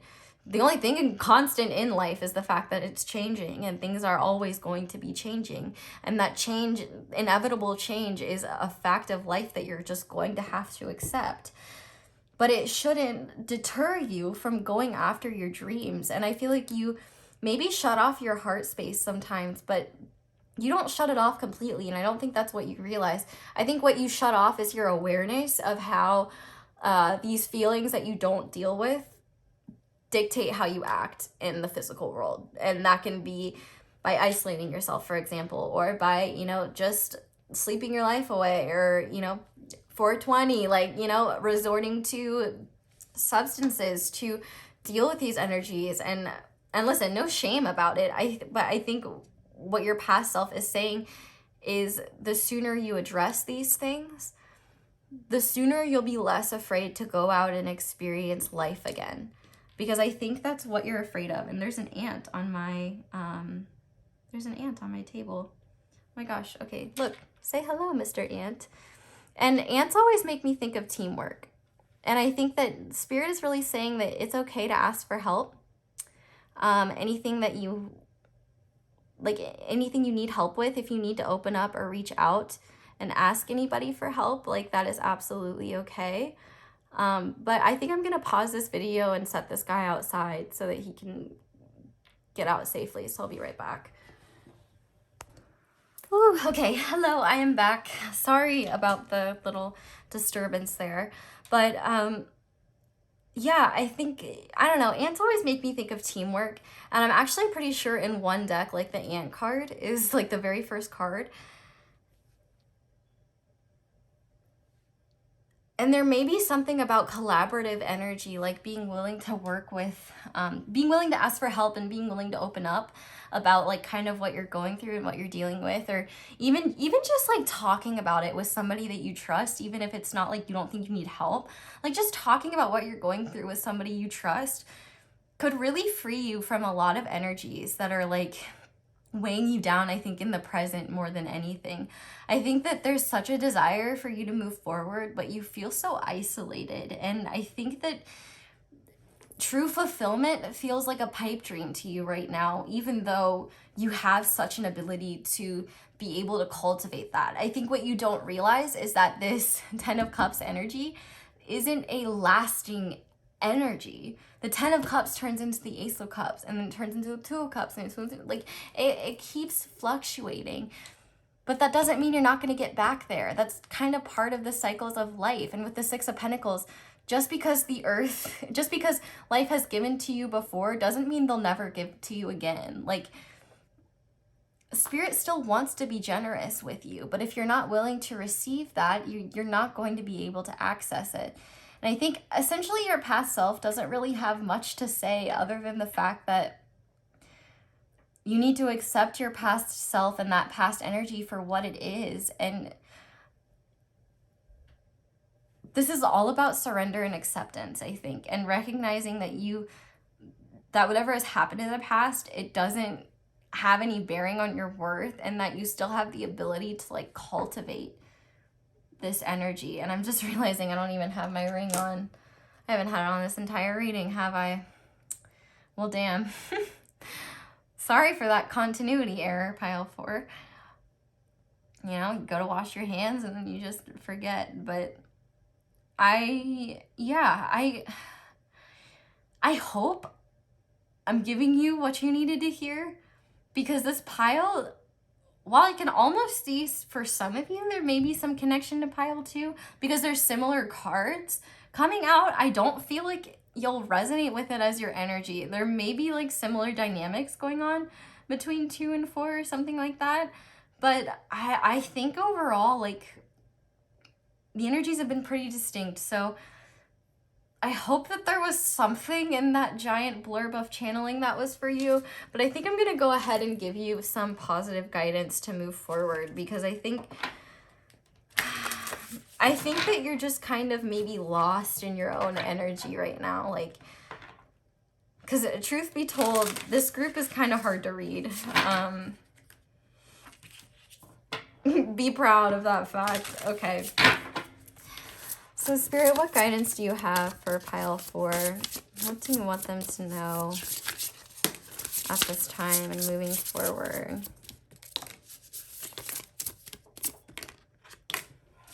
Clear your mind. Take a walk, bath, or meditate. Clearing your mind is important in moving forward for you right now. We also have forgive. Whether in person or in your mind, forgive and move forward. The only person you're hurting by holding on to resentment is yourself. So yeah, for some of you, you could definitely be holding on to resentment resentment about yourself for like being open and like getting hurt or something like that.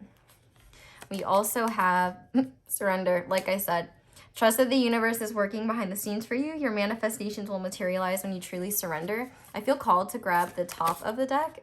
You're protected. It's go time. You're currently being protected. The universe has your best interests at heart. Move forward fearlessly and have courage. And on the back of the deck, we have relax. Everything is okay. Everything is working out perfectly, and the situation will resolve effortlessly. Expect miraculous solutions to unfold. And what I love about this is in the magical child energy, it says the shadow attribute is disbelief in miracles. So I think the best thing you can do for yourself is try your hardest to maintain the light attribute of this magical child energy that you have within you, and try your hardest to suppress, or at the very least validate but recognize that that doesn't have to be the truth of these shadow attributes, because it can be really, really hard to get out of that energy when you get stuck in it. What's underneath this? Focus, yeah. Remain completely focused on exactly what you want. The best is yet to come. So pile 4, I hope this was helpful. I know I don't know how effective this reading was, but I hope that it gave you some food for thought. I'm not really sure how it's going to resonate with you, and this was a new reading for me to do, so no, don't get me wrong, I really enjoyed it, but it was a different way of framing things in my mind, so I'm sorry if I didn't get all the messages out as clearly as I would have liked to, and also it was kind of hard to, well, not that it was difficult, but I feel like there was past self energy and then also spirit energy wanting to come through, and making sure I noted the difference was kind of difficult to remember. But if you guys watch this all the way through, thank you so much for watching, and thank you so much for watching my ads. That is the simplest and easiest way to support me. But if you want to support me in other ways, you can like this video, you can comment how it resonates, you can subscribe to my channel and click that little bell notification to be notified whenever I upload a new reading. You can also follow my social media and check out my merch. But other than that, thank you guys so much for watching. Please go check out the Hermit's video on this. She is doing your future self if you are interested in that. At the very least, please go and give her some love. Thank you guys so much for watching. I hope you all have a wonderful day or night whenever it is that you're watching this. I hope this helped, and I hope you'll come back and see me again soon. Bye!